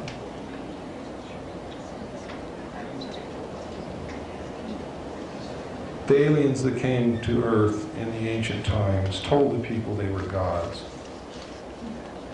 Generally, they helped them, but they deceived them, they lied. I'm not capable of telling what's a lie and what's a deception, and I still believe in God. I still believe in Jesus. I'm a devout Christian. But I know that much of what is in the Bible is of alien origin, because I have done my research, and it is without a doubt that much of our religious history is alien manipulation. I still believe in God. I still believe in Jesus Christ. I am still a Christian. I'm hanging on to my faith. Because I believe that they have used our faith and the truth in some way to manipulate us into whatever way they wanted us to go. I think they wanted to hasten our cultural and our civilization into a development in a right direction. But they did it by deceiving us, which is not good. The person who's deceived ultimately finds out that they have been deceived. And when they find out they've been deceived, they ultimately hate the person that deceived them. And that is the ultimate end result of deception. Yes, ma'am? I have a couple of things. First, I have a copy of what you're selling. I sent it to the cemetery, and I sent it to the meeting, and I sent it to the Supreme Court, and I haven't heard an answer. I would like to know what else you have that I can do to something. Write a letter in your own handwriting expressing your own fears and concerns, and then follow it with a phone call and demand an answer. I told them that I wanted to. You have to you must continue doing that. As other people begin to do it with you, they are going to be forced to answer. I did the same thing you did. Only I sent 536 copies to every senator, every representative. I got 6 answers.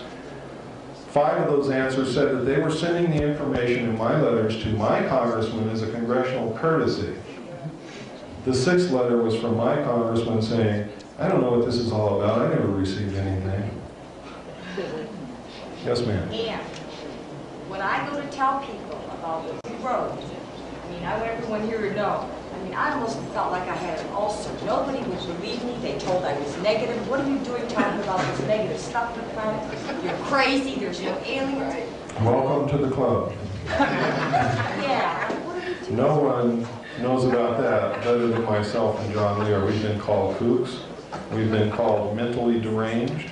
We have been laughed at. Would they make jokes about us on television and on radio? I don't care. I'm going to persist until we get results.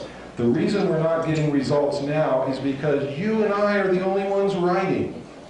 You and I.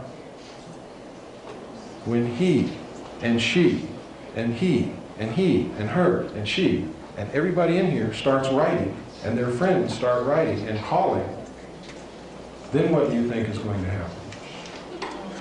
They're going to answer, but not until. Not until.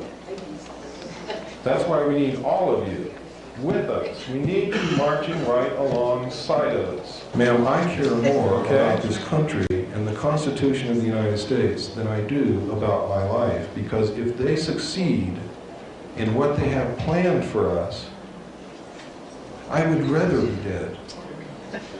And also, I was raised that if you know you're right, you stand up and fight no matter what happens. No matter what happens. That's got to be done. John Wayne taught me that. That's pretty far-reaching now, though. Yes, sir.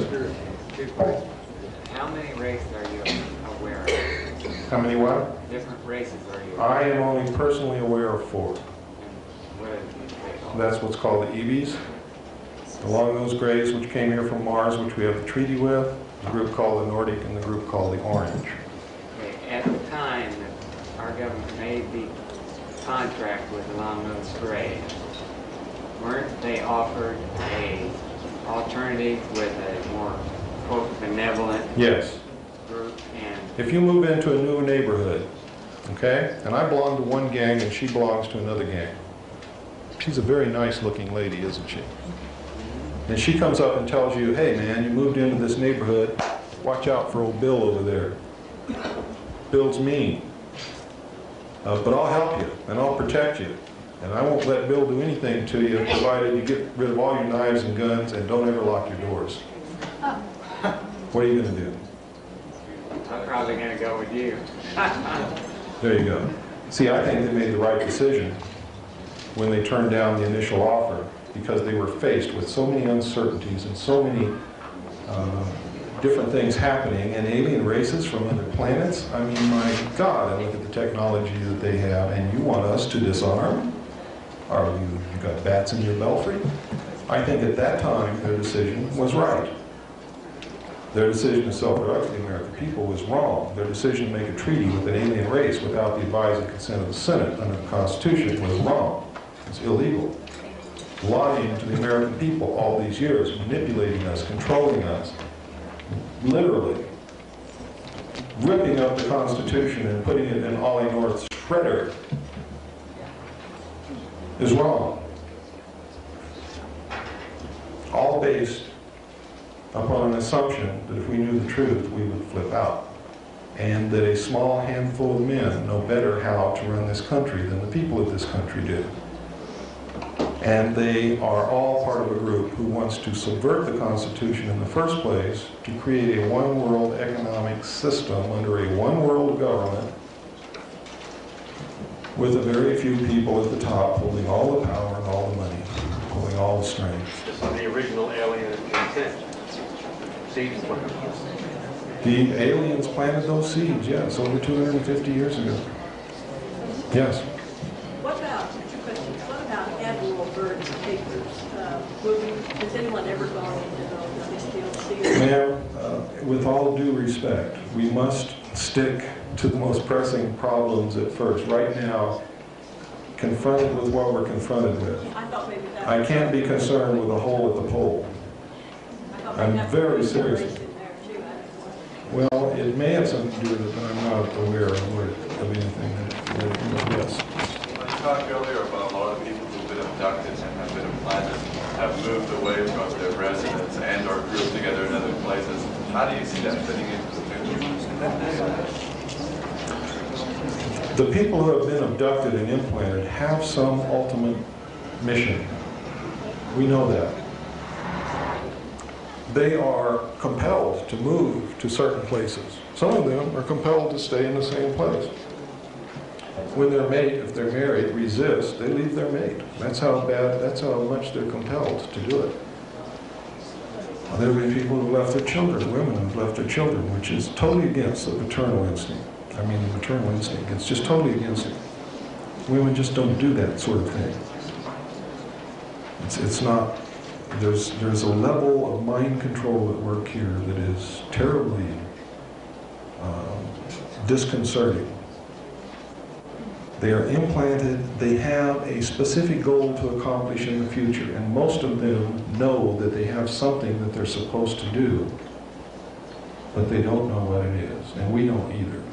The government is terribly afraid that when somebody pulls a switch sometime in the future, these abductees are going to go out and cripple the communications and blow up bridges and cripple the government. The government's afraid of this. I don't think that's what it's about. It may be what it's about, but it concerns me that the abductees are seeing an obvious criminal act as being a good thing.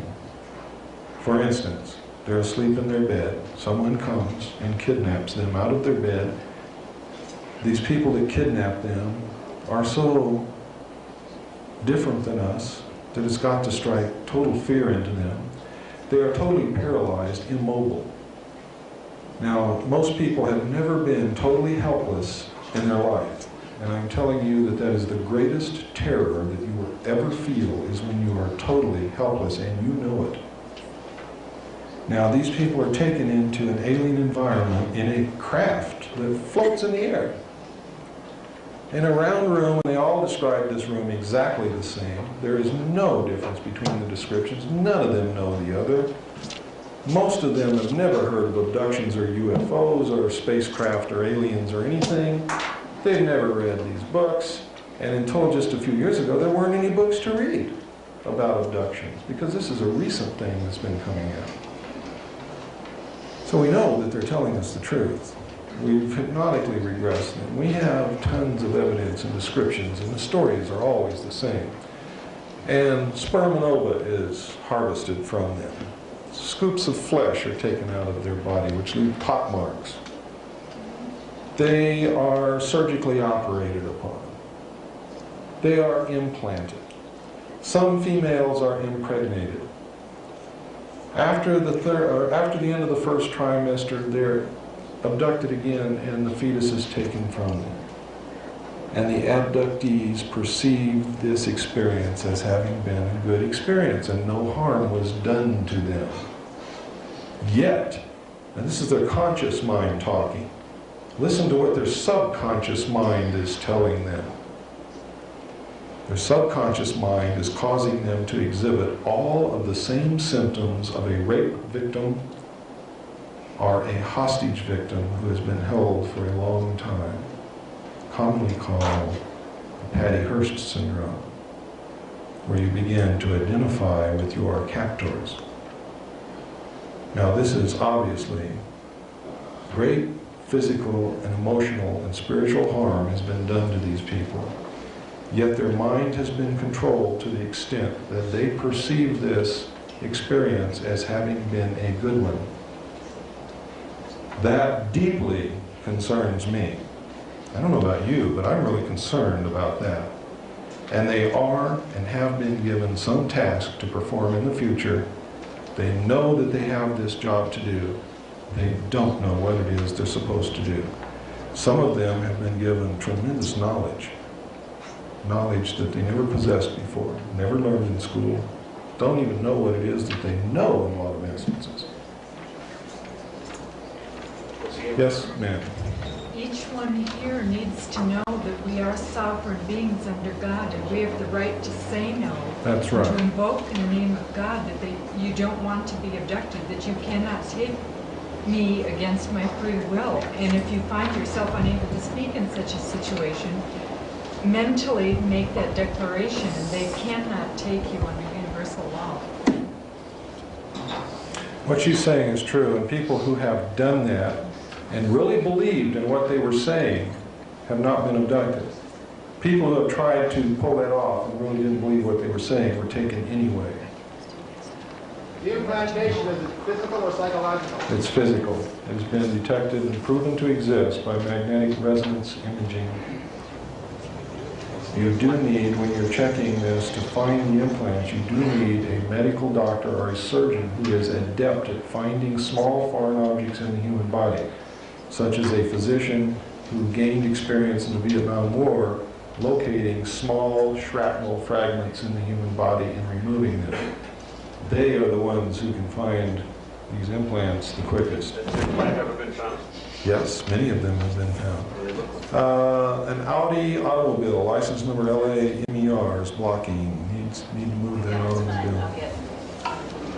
Yes, sir. Yellow shirt. Yeah, what about transfers of technology? You know, it strikes me that the government, everybody be interested in these technologies down the road, you know. You use a lot of it every day. Okay, a lot of it's already transferred. A lot of it is filtered out from the national laboratories into the defense industrial complex and then out to the public. Are they working on other, you read about power sources for these things, or air engines and water engines, are they working on that to stop the air pollution? They are not working on anything until the oil is gone. The oil companies are owned by, guess who? Yes, sir. What do you have, a couple things, what do you have to say on the Pleiades? And also, has there been any discoveries of aliens that look exactly like people? Yes, the Nordic and the Orange both look like people. I mean, you couldn't tell from one person. No, I wouldn't go that far. They look enough that they could pass if they want to. And the Nordic are described as being very beautiful. Very beautiful people. Blue eyes, blonde hair. Where do they come from? The Nordic, I don't know where they come from. All right. What about the Pleiades? Where do you come from? That is the What's the question. average height? Ladies and gentlemen, he brought up a good point. I want to know about the Pleiades group. I want to tell you right now that the Billy Myers case is a real case. It's not a phony case. It is not a hoax. It is real. It is absolutely real. The documents that you saw with the string in it, all of that was prepared by the Office of Naval Intelligence. The model was built and placed in his barn, and photographers were sent up there with intelligence agents who opened the barn door and said, see, the Billy Myers case is real. The Pleiadian people are real. The craft are real. Some of their craft we have at Area 51 and are flying them. I have on videotape right now with me here tonight, if you want me to, I can show it to you. Yes. Yes. Evidence right before your very eyes that will prove to you that these craft on this videotape are real. And you can see for yourself, there's no way possible that these photographs can be faked.